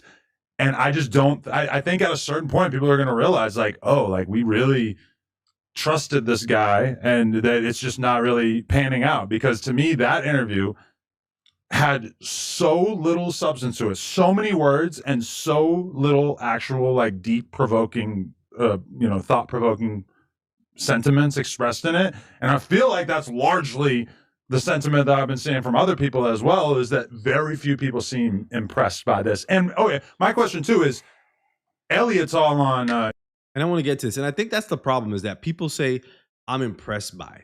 And I think that's what makes Kendrick a genius, is that, and that's why if you're a true Kendrick fan, if you respect his artwork, he's not doing this necessarily for me. And I think that's another big misconception, is that everyone wants Kendrick to take everyone and, pick that.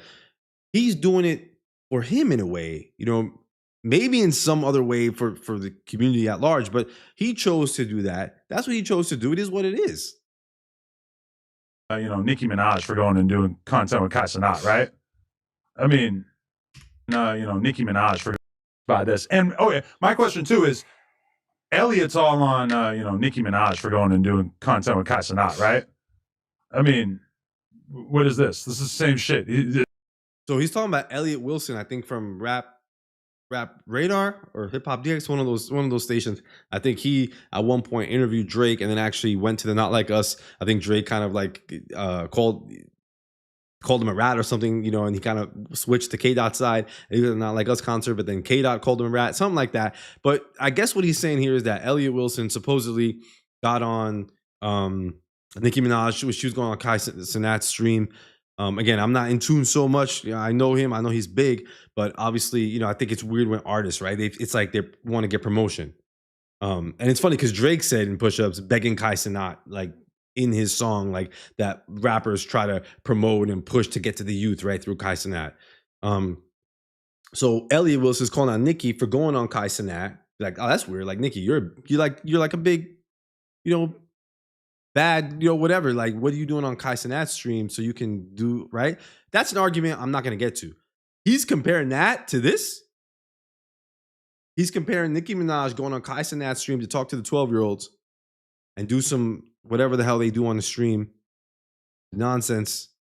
He's comparing that to Kendrick going to Bizar to talk about morals and that the feminine side and that he cried on stage.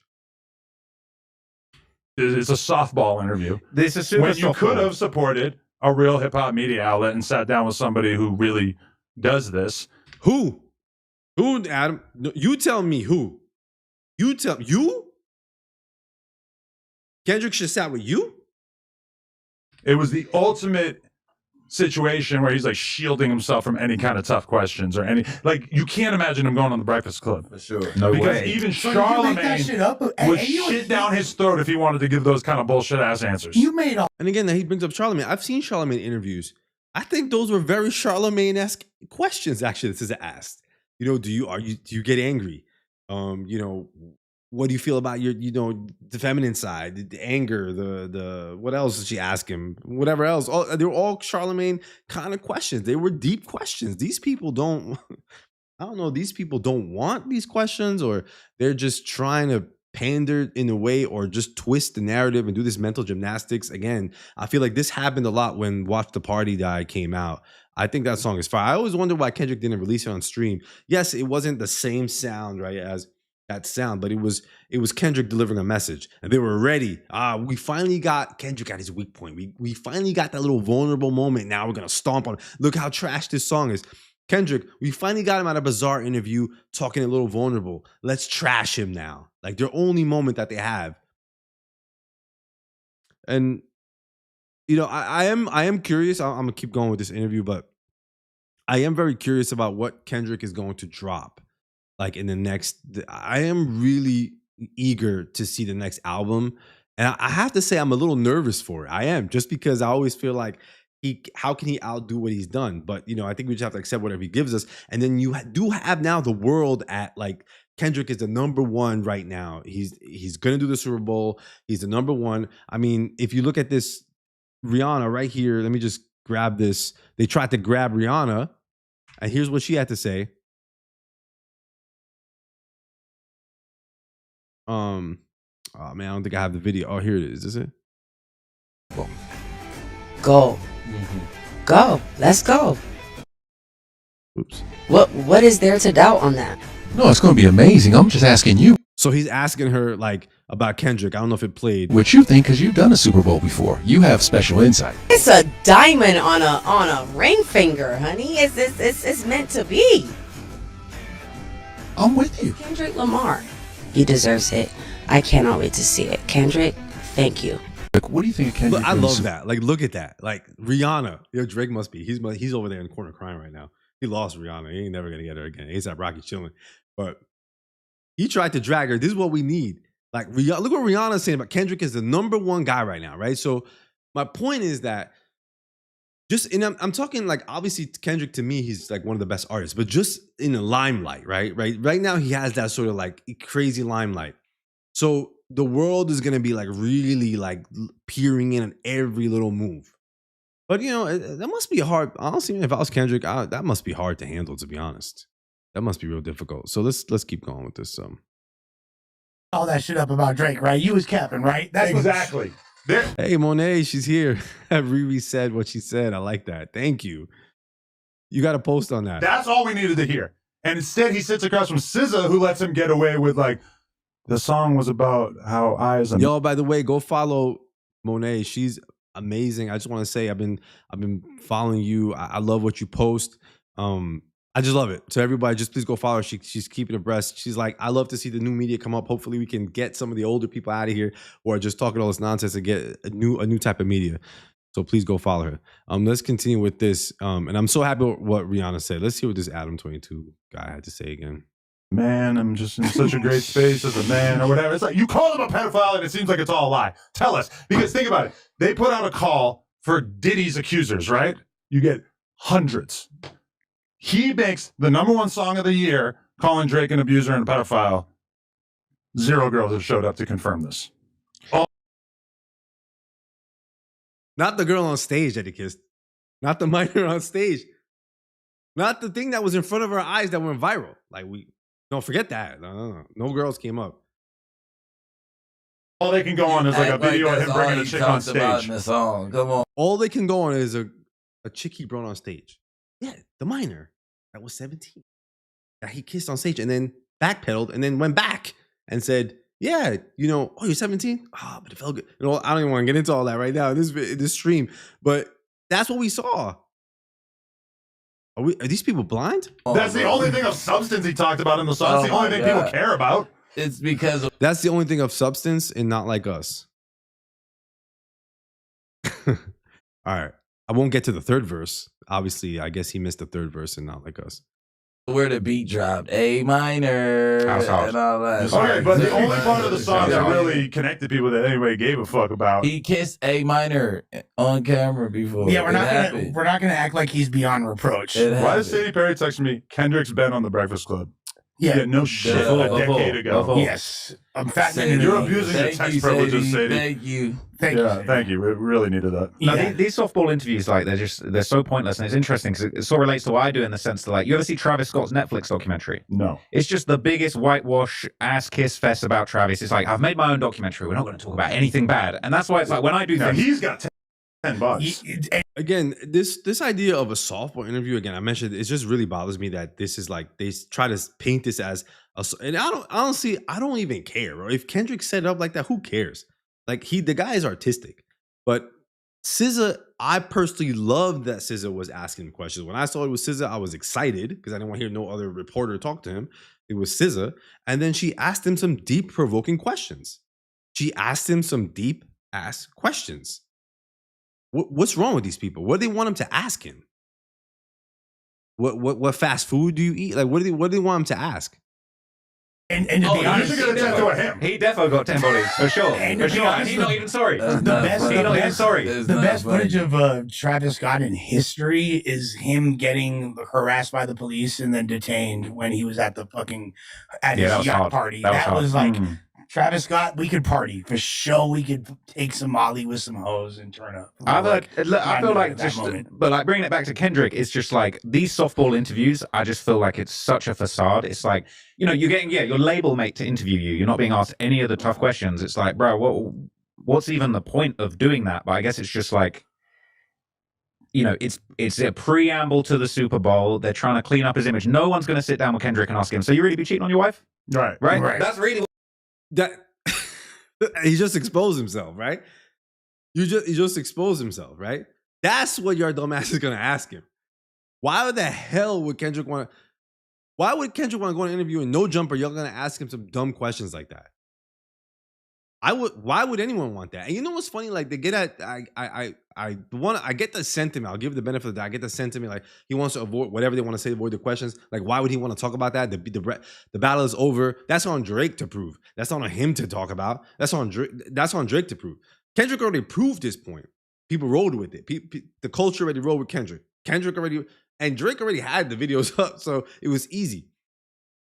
But so I mean, like, who's gonna ask that question? Like, why would we want to hear that question? What we're trying to hear and be asked, and it's never going to happen. And the thing is, like, the other thing that gets me about this is that Drake himself, why don't these guys right here, why don't y'all get out Drake? What's the last interview Drake did? Y'all go ahead, make a little platform, make a little podcast and talk about what Drake, what's the last interview Drake did? When did he address the allegations? Let's talk about that, right? Y'all want to talk about Kendrick? What happened to Drake? Where'd he answer that question?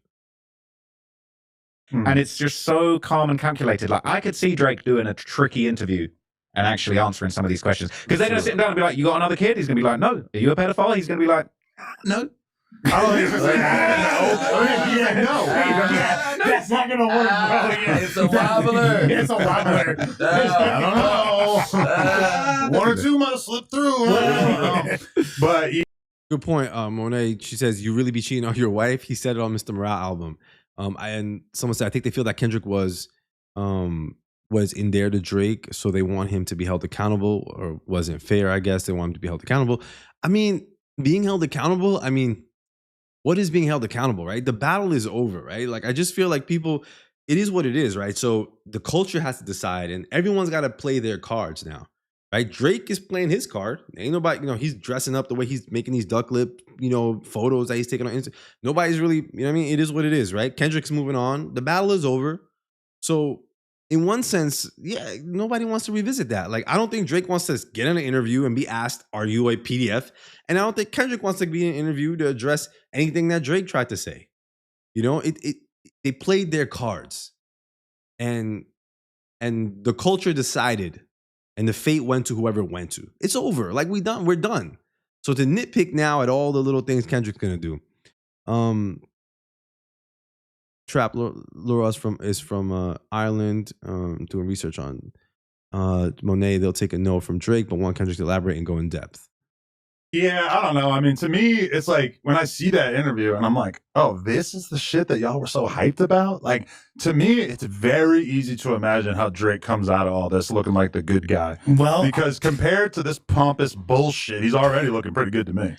This guy is such if this isn't hating, then I have not heard hating this much on Kendrick.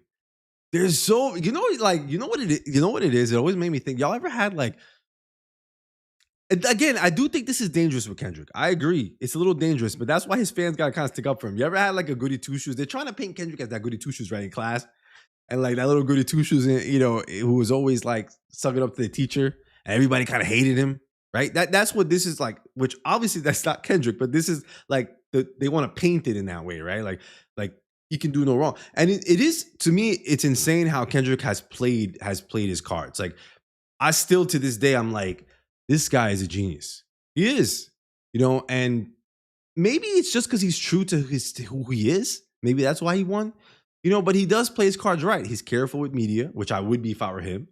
His music is in tune with himself. He speaks about topics that matter. He's putting out music that is relevant. So y'all want to see him as a goody two shoes? Yeah, that's fine. That's up to you. But I feel like that's what this is playing on, right? Like we hate this guy. We want to see him go down. We want to see him get hurt. We want to see something happen to him.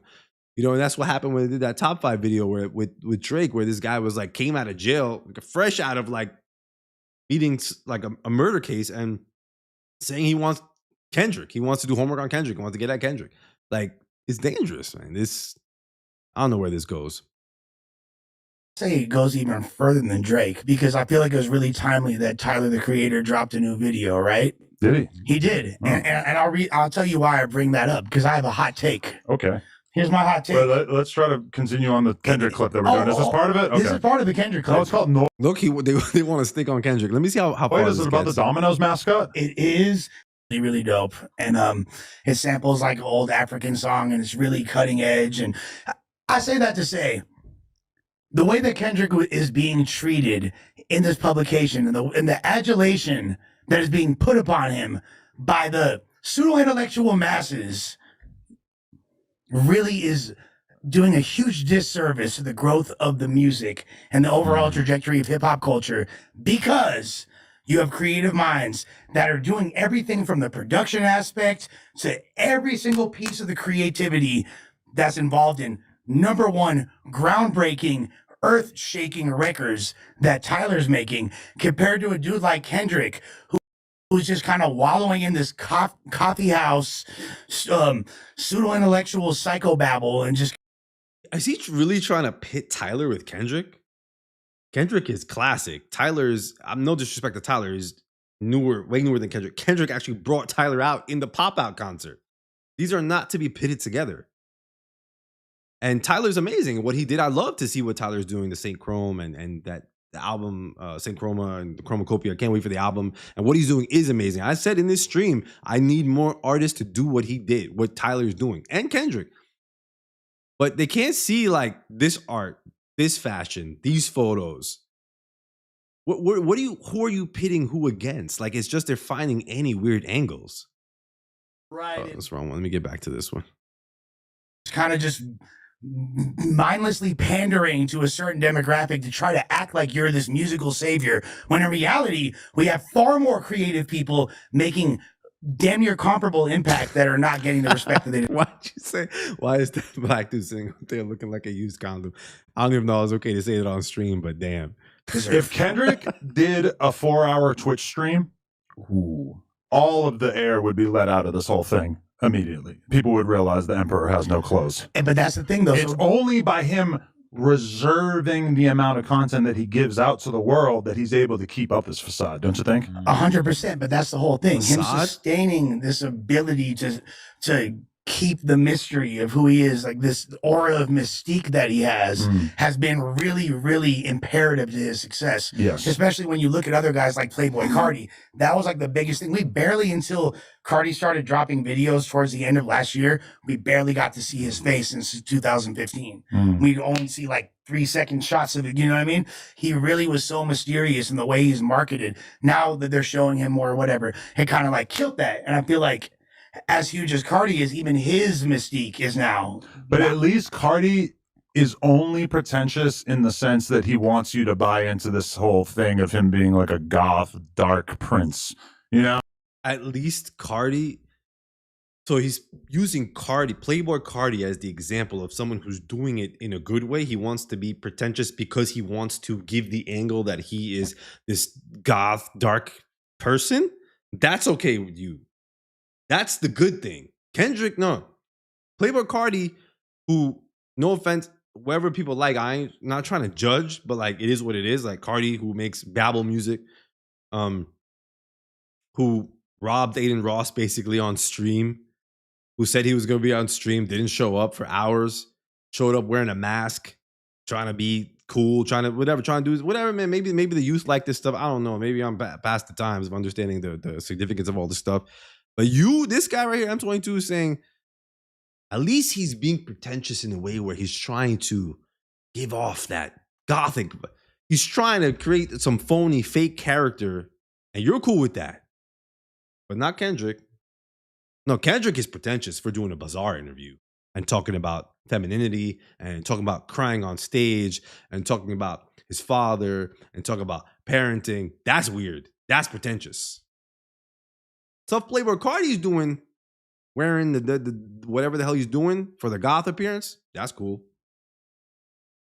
That's pretty pretentious. That's fine. Like you could do that. Like I like metal. I like all these artists who basically like build up this image. But with Kendrick, now that image is built up on him basically being like the savior of hip hop. And in order to be the savior of hip hop, you're going to have to do a lot more than just drop a fucking Drake diss that everybody dances to. Because I feel like if the next album sounds anything like that last one, I mean, the fucking air is really going to be let out of this shit soon because nobody gave a fuck about that album. Everybody just... I have a really hard time. What y'all think in the comments below? Y'all tell me. Should I keep watching? Should we just skip to the next thing? Because this guy, man, do these people... This is tough, man. Like this Kendrick hating really got me like trying to make some videos, but it's almost, I just can't. It's just insane. The Kendrick hating is crazy. You're talking about a guy who made To Pimp a Butterfly. I don't know. There's nothing else to say. Like go listen to the album, you tell me. The guy who made Damn. Tell me which artist. I mean, maybe people could talk about Kanye and some classic albums, but what artist? Just let's talk about classics. Let's just talk about music. Just music. Forget anything else. What are classical albums that go down in history, like in the first, like this decade of hip hop? The last 10 years. What stands up to Damn? What stands up to To Pimp Butterfly? We're going a little farther back, but Mr. Morale. I mean, what are we talking about? Let's just keep going. Y'all tell me y'all want to keep watching? Stop watching the man. Please skip. I'm losing my brain cells. All right. I don't know, but this had me like crazy. I had to just let it out though. We can move on from these idiots. All right. Let me see what else we got. Here, let's see a little bit more. Let's see where this gets. A couple more little last just items. ignored it because it made so little of an impact. And you know what the biggest problem with the article is? The biggest problem is now not only am I less of a Kendrick fan, but Lord SZA, who has literally the best plastic surgery of all time, you feel me? Like, I'm now less of a fan of you because you seem like such a pandering fake. Dude, if you say you are less of a Kendrick fan after seeing that interview, these people are not their fans. These people are not like fans in that other sense. Like these people are not Kendrick fans. That's what I hate. There's people disguised right now ever since the rap battle.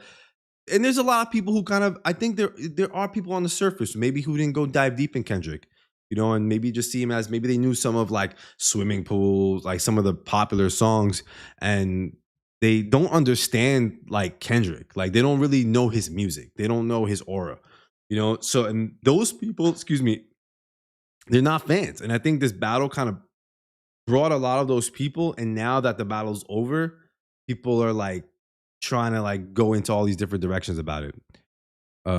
Just lame ass person. I was like, let's watch it and see crack jokes in the chat. I like that. Let's keep going.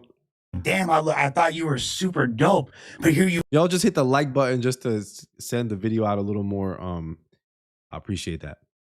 You are trying to use like Gen Alpha slang and like all this it's giving shit that you saying and all that. Like, I don't know. It seemed really contrived on both their parts, and the fact that like. And I'll play devil's advocate and do a Kendrick defense. Okay. You just was sitting here talking about it's giving. I love that's ex-girlfriend as fuck. But she can't say it's giving. We all say it's giving. Come on. It's giving. Like, fair enough. Fair enough. What are we talking about? No, it's more. That's not the best example of what she was doing. Yeah. That's what I was about to say. You could have made a better example. That wasn't a good example. You're right. However, but let him play advocate. Yeah, okay. Yeah, this dude, I don't know what his deal is. I think he's on the platform a lot, but he doesn't really say much. I don't know why. In terms of Kendrick, right? You think about it from Kendrick's perspective. He has to tread very carefully, right? Because he's kind of got it right now, okay? So he's had this big moment with Not Like Us. Everyone's waiting for the next move. Is it Drake going to make the next move? Is Kendrick going to make a move? And they've made all these little tiny like micro moves in different directions. Drake dropped, what was that song, that Hey Delilah or whatever it was, didn't really make any motion, but it's like, these guys, they're still embroiled in this game of chess and they've got to move carefully. And I know as rabid fans that want to hear the beef keep going, it's frustrating to not see Kendrick at least address some of the stuff we wanted to talk about. But from his perspective, he's got to try and stay squeaky clean. He doesn't want to talk about the whole cheating allegations. He doesn't really want to touch on certain things. No, so nobody cares. Nobody wants to talk about all that stuff. Nobody gives a damn about all that stuff. Nobody wants to talk about any of that stuff. Let's move on. Let's be finished with all that rap battle stuff. Who knows? You know, Kendrick actually had heartfelt comments or heartfelt lyrics already in his music. He addressed certain things. Drake, I don't know what he addressed. Let's just move on. You know what I'm saying? Like, it is what it is. Let's just get going. Let's just see what the next step is. But they just keep on coming back to the same nonsense. Point of view from a chess move, it was genius in the sense that, like, he's made this interview. He don't really address anything anyone wants. It makes him seem like this saintly, godly, like, character, which... You know, what we're saying is maybe that's a bit of a facade, but he's maintaining it through this interview. So from his perspective, it's probably a good chess move, but everyone's pissed off now, so maybe not. We know how to answer questions for artists from the way they sweat when they're asked the question. So at least if you put it in the air, the way that he skips over the question will give you... It says something. Like, you know what I mean? They give you a roundabout like, oh yeah, that nigga, he was fucking. Or you get what I'm saying? But who doesn't cheat on their wife as a rapper, the fucking most cracking rapper on the West Coast that there's been in the last decade? No one cares that Kendrick got pussy, I promise you. No. Look at these. This is what the guy ended up saying in the end. This is the wisdom the guy brought to us. Who doesn't sleep around? Who doesn't do this? And then in the end, they're like, this guy, what's funny is he's saying, we don't care that he did this. Y'all made this whole damn platform because y'all upset and you like want Kendrick to get exposed for something that this nonsense y'all claiming. And he's saying, oh, we don't really care. It's funny. It reminds me of the Drake where he's like trying to shout out Whitney and at the same time try to like flirt with her. And at the same time, just say how she's been betrayed by Kendrick sleeping around. Like, it's like, I don't get it. Y'all trying to diss Kendrick to say, you know, he doesn't want to talk about sleeping around, but we wouldn't care if he slept around. I disagree. Yeah, people really care. It's that bitch that won't fuck Kendrick. Like, you get what I'm saying? Facts. Like, he can go to the Sprinter while you sitting inside the show, and the fucking, if it's a female driver, hell, if it's a male driver, he could go get some, you know what I mean? No, 1,000%. And look, like, I feel like Kendrick is the prototypical MC that was designed for someone like me to love him. Particularly the fact that he's from here, and I've been following him and a huge fan of this dude for this whole time. But now to see him essentially evolve into being Lin-Manuel Miranda, you feel me? Like, who the fuck is that? He's the dude that made Hamilton. You feel me? He's essentially like... Man, I made it about 5 minutes into that shit. Right. This is crazy. He became Lin-Manuel Miranda And this guy's saying, I made it 5 minutes into, y'all don't tell me in the chat, y'all don't know Hamilton. The guy who made Lin-Manuel Miranda, who wrote a whole Broadway show using 90s style hip hop to tell the story of Alexander Hamilton. He's mocking that shit. Dude that made Hamilton. You feel me? Well, Miranda, you feel me? Like, he Who the fuck is that? He's the dude that made Hamilton. You feel me? He's essentially like... Man, I made it about 5 minutes into that shit. Right. Yeah. Exactly. But my parents say it's amazing. Yeah. They fucking took hip hop and mixed it with music, and here it is. I listened to my mom talk about how amazing Hamilton was for years, and then they put it out on streaming services. I forget which one. And I fucking made it like 5 minutes. I was like, this shit is so gay. I don't know. He said, did he say it's gay? Maybe I'm a theater buff. Hamilton, I don't know. Maybe people can make fun of it. Maybe because I'm a little older. I thought it was fire. I loved it. I love showing it to the kids. I love what they did with hip hop. I love that he brought, and that hip hop to the forefront to Broadway. Like, that's really hard to do. I mean, I don't know. He's trying to mock that again, but this is the brains that we're dealing with. This is the little brains that we have to deal with. All right, how is he Lin-Manuel Miranda? I don't know what he's talking about. I think, again, what does that even mean? You're right. Like, he says, to see him become Lin-Manuel Miranda and do Hamilton. Like, isn't that a good thing? I don't know. Get it off the TV. I did not slap. I got an idea. Let me pitch you guys an idea, because this is a project I've always wanted. You said, I have a love-hate relationship with Hamilton because the music was amazing, but why are you using black music to tell the story of slave owners? All right, that's deep. That's a deep topic. They want dirt and content. We're all trying to figure them out, too. To do. I want to do like a Hamilton type musical, but just all Chicago drill, like a musical about like Chicago stories, but all the music's drill. That's way harder. You invested in that? Way harder. Call it Blamilton. Okay, now I'm sold. We sold investors, man. Come hit me. This is where I gotta stop. This is some nonsense. All right, the only thing these people are just going like, this is ridiculous. All right, well. Investments. At every turn, when he's trying to get these A-listers to come to his award show and everything, he's getting turned down. Now, right. I don't know. He goes on to speak supposedly about it, but I just don't know why he has anything to say about this or what his topic is. Adam calls out Kendrick Lamar for not going on black owned. I don't think Adam 22, respectfully, man. I don't know. I don't think that's anything y'all should be commenting on. All right. There's one other topic. I don't know. We're just going to go down this rabbit hole of all this nonsense a little bit today. I don't know why. There's just a lot of trash that was out there. That just ever since I did the Kendrick, and listen, I hope y'all stay with me as much as you can. I'll be up for a little more, like maybe another, I don't know how much more, maybe another half hour or something. We'll do another couple of topics. But I hope y'all liking this. So if y'all do like the chat, please just drop a yes, hit a like. I hope y'all like, it's going live. I haven't gone live. This is like the first I've done in like a really, really long time. It's difficult to script a lot of stuff and do a lot of like deep dive research videos. So I just wanted to get into some of these things. And this is the thing that this is what was on my mind, to be honest with you, because I really, really like this. I just was so happy Kendrick actually did something. I was so happy to see something. And yeah, it was artistic. I didn't think it was going to be in Bizar, but I was like, all right, whatever. It's a Kendrick type of thing. I expect Kendrick to do something very artistic. And then to see just all this nonsense come up, like in my Instagram and all the feeds and YouTube. And then, like I said, to see Daylyt. Again, I respect all my YouTubers, so it's fine. That was his opinion. But to see him go down a whole 2, kind of like, I was like, wait a second, man. What the hell? And then to see Adam 22. And then, Akademiks definitely shitted on this for sure. So we could, sorry, I got to play some of this dirt. Let's just do a little more. These idiots. No offense. Let me take that back. I don't try to disrespect anyone, but these people talking about Kendrick, or whatever they had to say about him doing the Bazaar interview. No audience, and y'all hanging on to Kendrick Lamar ballsack, and the nigga couldn't even. Yo, you know how you watch the party die? Put it like this. But Kung Fu Kenny, this ain't Drake, nigga. It's Big Act here, nigga. It's the reason why it says Act looking compromised, not saying DJ Head is the best. It's the fact.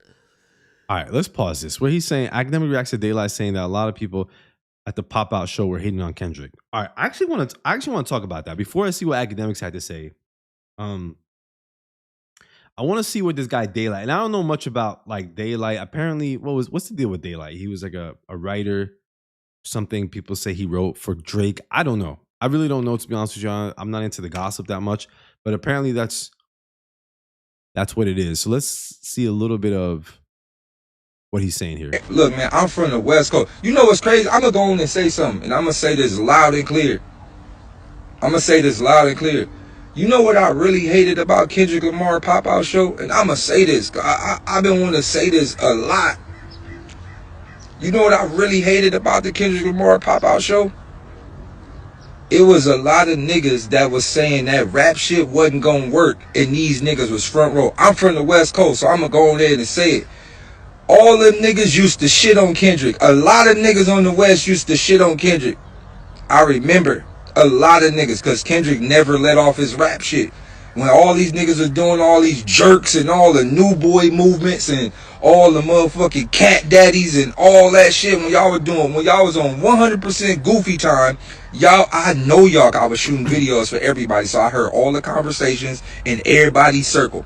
Niggas is like, man, that rap shit, man, niggas ain't trying to hear that shit. I remember a lot. I like this point. I really appreciate this point because I felt the same sentiments. And I think what we're seeing now with all the hate against Kendrick is exactly why this is spiraling.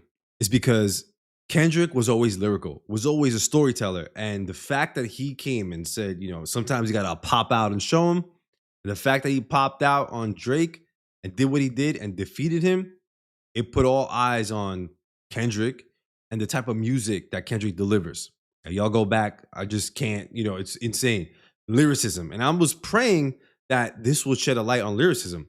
But I feel like maybe it was temporary. I don't know, y'all tell me. Like maybe this light on Kendrick in terms of the lyricism, in terms of the aura of what this will bring, maybe this was temporary.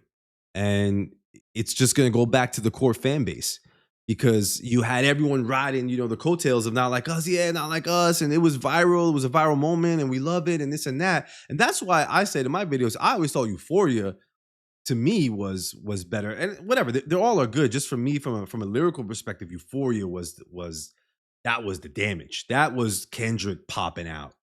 Not Like Us was that banger, and he threw a lot of dirt, in that song. And it really, it ascended. That song was a complete ascension. But that song is what brought maybe the side fans into, because the beat and the movement, the dances and stuff like that, I get that. But as a core Kendrick fan, when I heard Euphoria, I was like, that's lyricism. So he brought lyricism to the light. So what Daylyt is saying here is that when Kendrick won, that all of a sudden, these people started actually like supporting and saying, yeah, they for Kendrick, blah, blah. He's saying these same people that used to say lyricism is dead. We don't care. And we want to do the F shit, just to get famous. A lot of niggas on the West Coast is like, niggas ain't trying to hear that rap shit. That shit ain't gonna work. And these was niggas that was rappers, and these were niggas that was quitting rapping and started doing fuck shit so they could try to make it. And to see a lot of these niggas that was front row at the pop-out show, knowing that you was the biggest hater in the world, is crazy to me. But moving forward, like, I fuck with TD heavy because that's crazy. I think that point is a really good point, because it's scary. It's scary because it shows that there could be betrayal. I think, like, as Kendrick at this point, I'll be real careful, because everybody, like, when you see a pop out, man, it was just so beautiful what he did on stage. And everybody wants to be part of that moment. But what Daylyt is claiming, the people he's seen on the sidelines were the same people. Who knows? This is what he's saying. We're the same people that were maybe dissing him or were opposing lyricism. And now here they are, right? So that's kind of scary in one sense. So now that's what Daylyt's saying. So going back to Akademiks' discussion on this. No audience. Hate the way they sneak this. The bitches they up on Kamala Harris's internet talking about niggas hating on Kendrick when Kendrick dropped a song talking about, yo, it's always been about love and hate, and let me tell y'all I'm the biggest hater. Kendrick owned that he's the biggest hater. How are you talking about niggas hating on him? He said he hate the way niggas walk, talk, hate the way they dress, hate the way they sneak this, the bitches they fuck. Kendrick said he's the biggest hater. The nigga who's the biggest hater should only be rewarded with hate.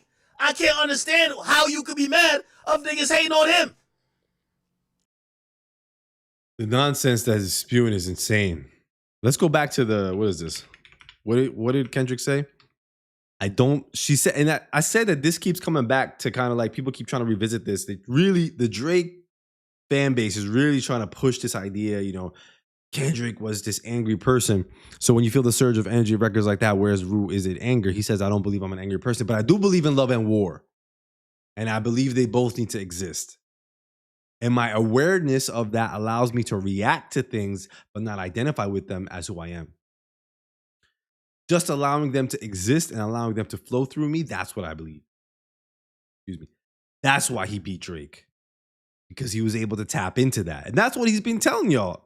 And in the end, what I don't understand is it's like, it's a diss. These are diss records, right?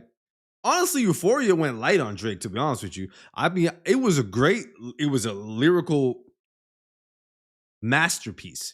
But it was light, not like us really dug more dirt on him.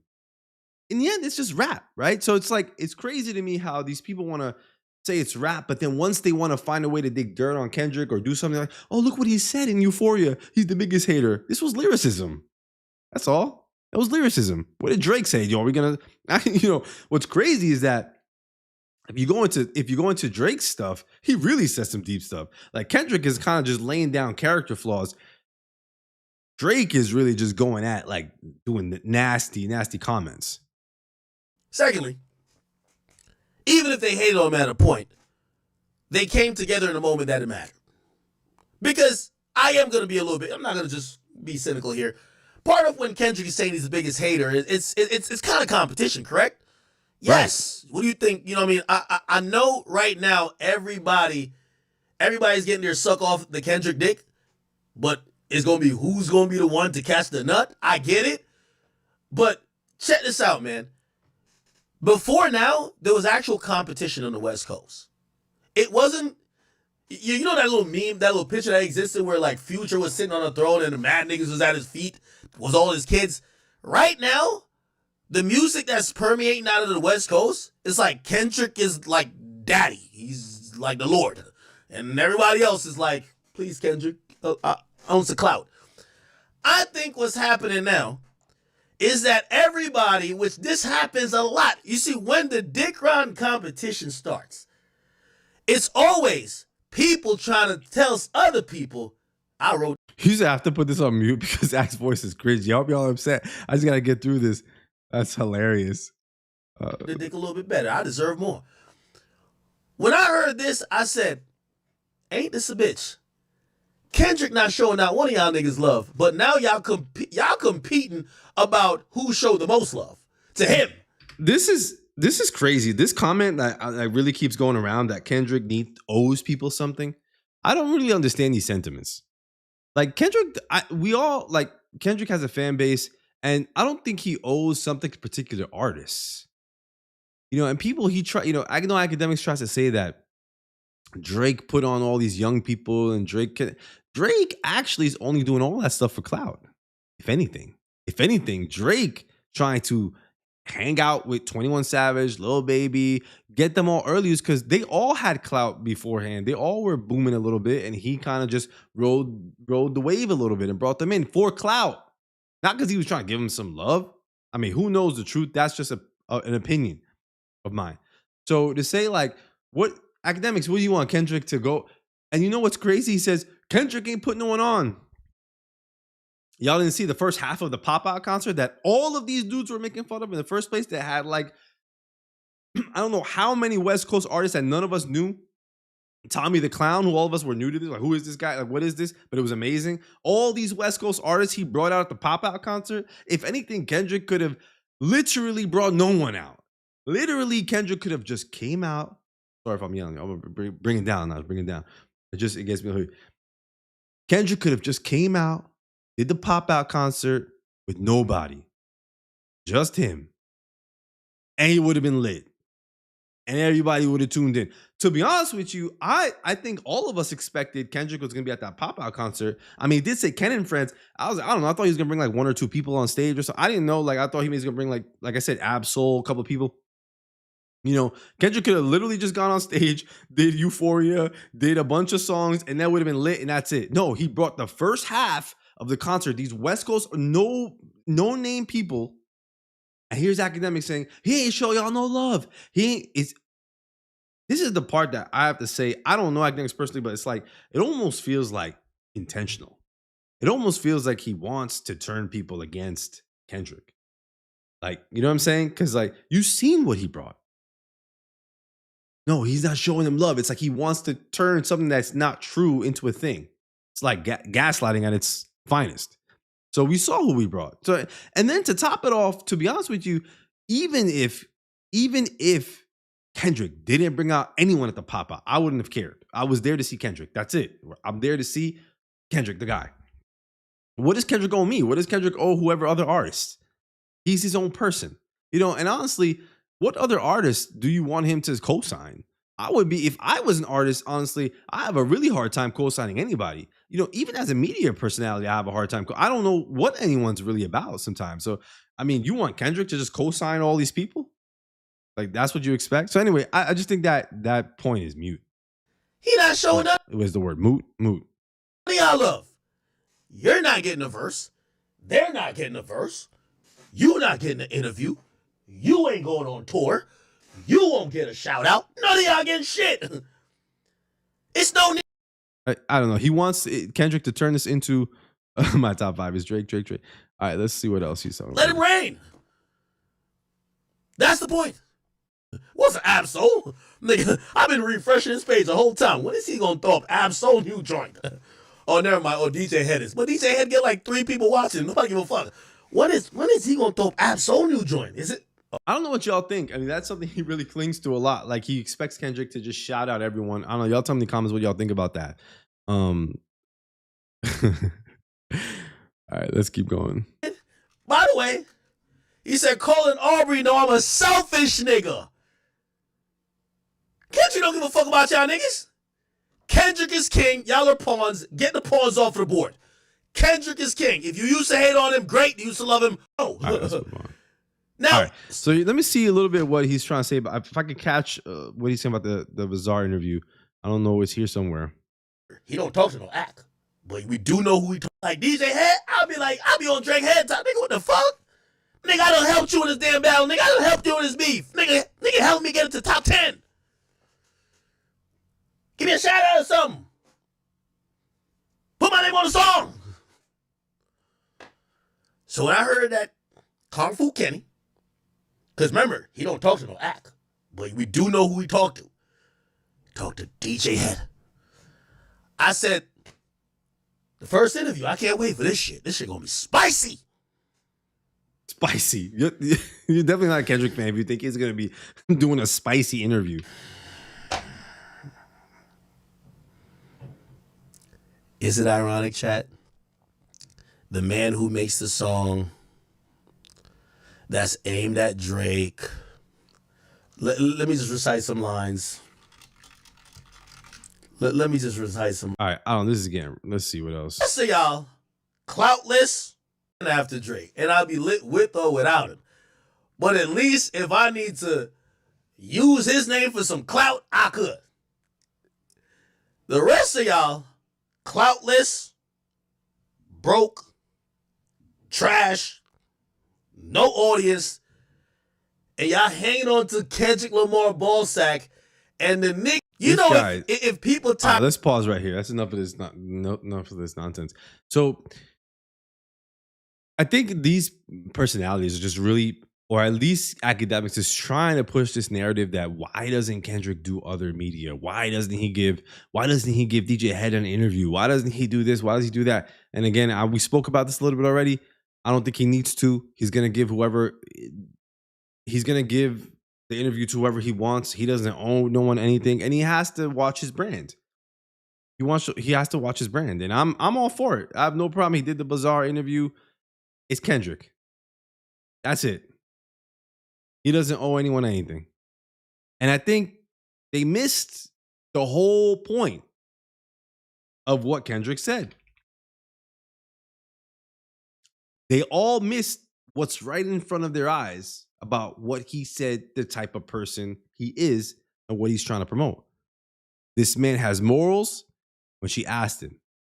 Tell me more about what that man is about, not like us in that concept. This man has morals. He has values. He believes in something. He stands on something. He's not pandering. So y'all don't want Kendrick to get up and start pandering to different media outlets. That's not what he's doing. He's putting out his message how he wants to do it. And the guy, he's smart. He's been doing it on multiple albums over and over and over. Let him dictate his message how he wants to. Don't try to come into your little trap because y'all can't ask him, did you do this to your wife? Did you beat Whitney? Did you do whatever? All this kind of stuff. No, we're not dealing with that nonsense. All right, y'all, that's that. The last, honestly, one topic. I mean, wow, I didn't know I was gonna go 2 hours. Then I think we're in 2.5 hours. Y'all like this? Y'all want to do more of these streams? Let me know in the comments. Y'all tell me. Y'all want to do more? Y'all want to do more videos? Let me know what y'all think about the stream. Give me something in the chat. Tell me what. Yes, no. Hit the like button. Hit whatever.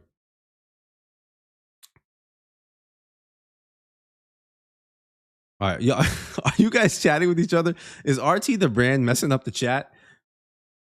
RT the brand, man. Come on, don't mess up the chat, man. I don't want to. Let's keep it good. Let's keep it clean. Let's keep it nice. I mean, I know there's difference of opinion, but I feel like just coming just to push a certain narrative, don't do that. Let's not do that. You know what I'm saying? And definitely, this is the wrong place to push it because I'm telling you, man.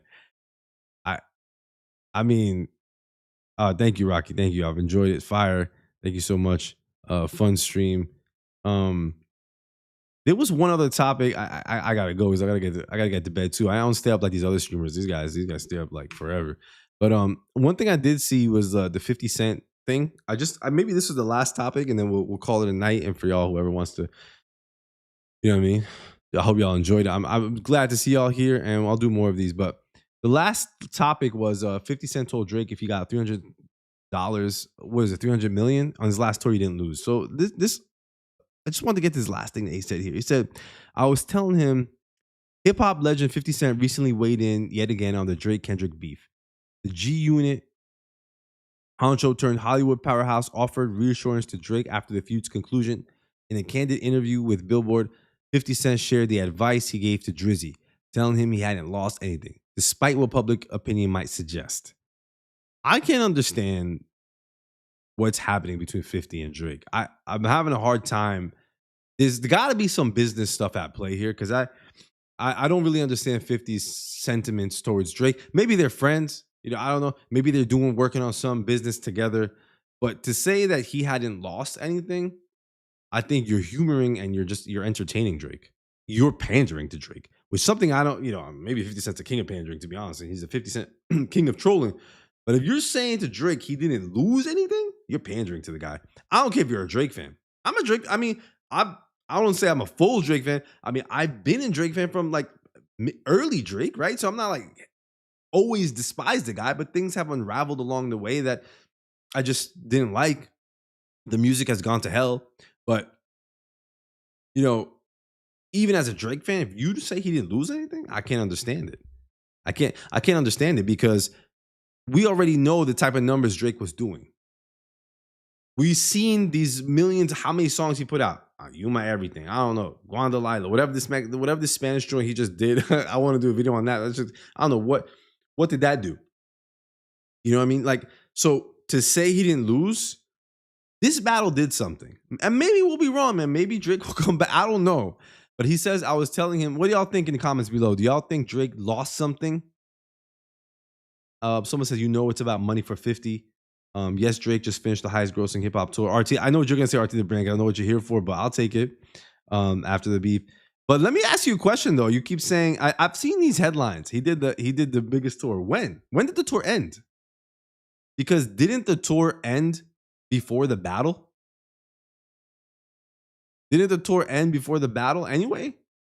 The battle, Kendrick hit him with the Like That verse while Drake was on like the last couple of tour dates. Maybe he continued. I don't know, 2024. I'm not sure. So I don't know if that's a good example. And exactly the same sentiment someone lost was Drake lost his whole identity. That's exactly how I feel. That Drake lost the culture.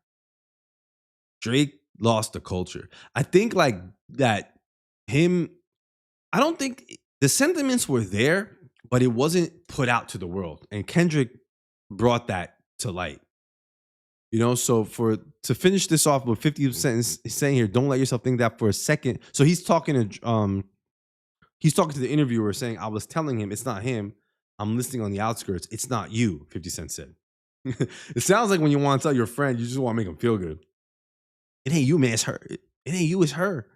You know, that's what it sounds like to me. 50 Cent said when discussing what he believes Drake's next move should be, don't let yourself think that for a second. On some real shit, I said, they said you lost, okay? Well, what did you lose? What exactly did he lose? If he got 300-something million on his last tour, he didn't lose a mother effing thing, man. Yes, he did lose something. He lost the culture. And if that's your friend, you need to tell him that. It's like when you have your friend, you say, it ain't you, it's her. Nah, you're a real friend. You need to tell your friend where he effed up. You need to tell your boy where he done messed up. Yeah, she did this, but you know what you did, bro? You did X, Y, Z, 1, 2, 3, 4. So you a real friend. I know you want to put him up, and that's okay. But tell him what is going wrong. So, and again, saying you did 300 million, that's fine. It sounds nice and dandy. That's all good. Money. Honestly, man, I think this idea, obviously coming from me, maybe people say, you know, these guys are millionaires. But the truth is, like, the older you get, the more money you make, but you do realize that money isn't everything. You do see that there's more to life. Yeah, it's nice. You could have a nice fancy car. Yes, it's nice that you could live a better, more convenient. But I'm telling you, you know, I moved up a little bit, and I tell you, like, I think back a lot of times about when I had like the little apartment I was in and how cozy it was. And I have so many good memories, you know, of those days. And, you know, moving on, not too like major, but definitely better than what it was. But I never forget like those days that I had in the small apartment and the connections I made. And like that, when I look back, obviously this is on a small scale now of these like millionaire people. But I look back and I say, you know, all this shit, like all this stuff, like none of that. When I look in retrospect, it's easy. In retrospect, it's easy for me to say. At the time, it wasn't. I could say, you know, all that money, all the getting a better car, all that stuff didn't matter. All that stuff in the end didn't matter. What mattered is the relationships, is how I felt. If I felt good about myself, was my health. All the other stuff, having a little more money, having a nicer car. Okay, yeah, you okay, you got a Tesla. Okay, Drake, you got a Maybach. Okay, you got $1 million mansion, whatever, with like 35 rooms that you can't even go inside of and you can't even visit. You're going to sleep in one room in the end. You got 50 rooms, you're going to sleep in one in the end, at the end of the night. So you telling Drake, you make all this money, what did you lose? Are you giving him the wrong advice? I mean, business, money, fine. You want to make it, that's something, but in the end, there's a lot to lose besides just money. There's a lot to lose besides just money. Plus, he lost Rihanna. That's even bigger. He lost Rihanna. He can't even get. What's funny is that he can't even get Rihanna. Like Rihanna's that's like a perfect example of how money means nothing. The fact that Drake, you said you made 300 million on tour, he would never even be able to get. I used to have this conversation, you know, with females. They would say, you know, Rihanna she don't like Drake, you know, like she'll never get. And I'm like, yeah, but it's, you know, Drake, he's like at that time the biggest thing. Rihanna wasn't stupid. She saw right through all that then. And now she's with A$AP Rocky with children. She got pregnant real quick. You know, like she's having children. I mean, that's how you know she's in love. So yeah, money doesn't mean anything, 50 Cent. It's not only the money. If it was the money, he can get Rihanna. But he can't. But it's not just the money. All right, y'all. I hope y'all enjoyed the stream. What y'all feel? Give me in the comments below. Tell me some last sentiments. I'm going to sign off. I am having fun with you guys. I'll try to do more of this stuff, but tell me what your last sentiments. Give some love in the chat. He lost his dignity and he lost respect from people who know what real hip hop is. Tell me what other topics y'all like. I mean, are you enjoying this topic? Are you enjoying these topics for this stream? You know, obviously I'm a big Kendrick fan, so I do struggle a lot with the content sometimes because I obviously don't only want to discuss Kendrick. You know, there's a lot of other stuff, but it is difficult because there is a lot of like stupid stuff out there that really like the gossip I'm not so much into, maybe some stories that matter.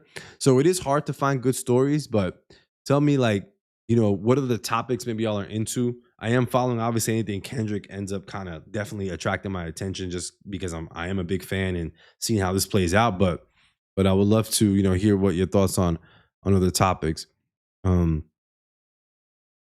Drake's house is not a home. He lost his dignity and he lost respect from people who know what real hip hop is. He lost his self-respect, Duck Lips and all. I enjoyed this. Thank you. I enjoyed it too. It was fun. Yeah. I try to get to the comments. I try to catch what I can read.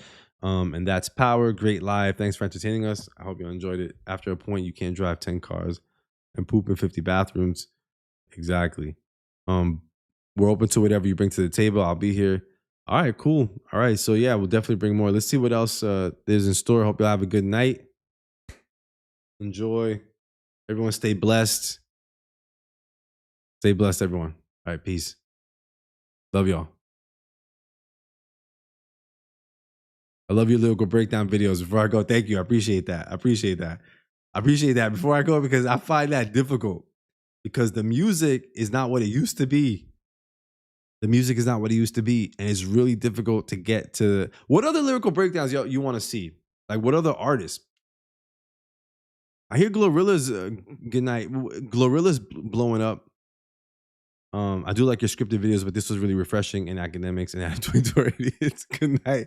All right, let's let it go. Good night, y'all. But tell me, I want to hear more of your opinion on what other artists you like beside Kendrick, because I feel the same way. It's like, yo, who else is out there? Like, what are the lyrics you're gonna break down? These people be talking nonsense. But hopefully, there's some artists that are doing some good stuff. Let's see what Tyler the Creator brings. Tyler the Creator's been doing some really refreshing things, man. I'm excited. I am excited. Again, he's new to me still. Not new to me, I know, but like I'm not like dove deep into Tyler. Like, this stuff is really bringing it up. Kayla the Fifth, good night. I'll say bye as wherever I can. Peace. Good night, everyone. Peace out. How about Dochi? Yeah, I actually, and that was kind of strange. Kendrick shouted her out too. I thought like that kind of came out of nowhere. Yeah, she's good too. I want to dive deeper into her a little bit because I've seen. Didn't she do that song? What it is, ho? What's up? I was like, was that her? And I was like confused because I was like, is she lyrical? Is she this? So, and but yeah, I mean, she's fire. Definitely, she's fire. I just gotta dive deeper into her. Yeah, hit me with some other names. Rhapsody, Tyler, Creator, Dochi. Definitely, I gotta check her out. But who's as fierce as Kendrick? I don't know. See.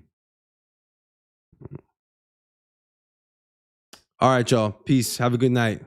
Love you.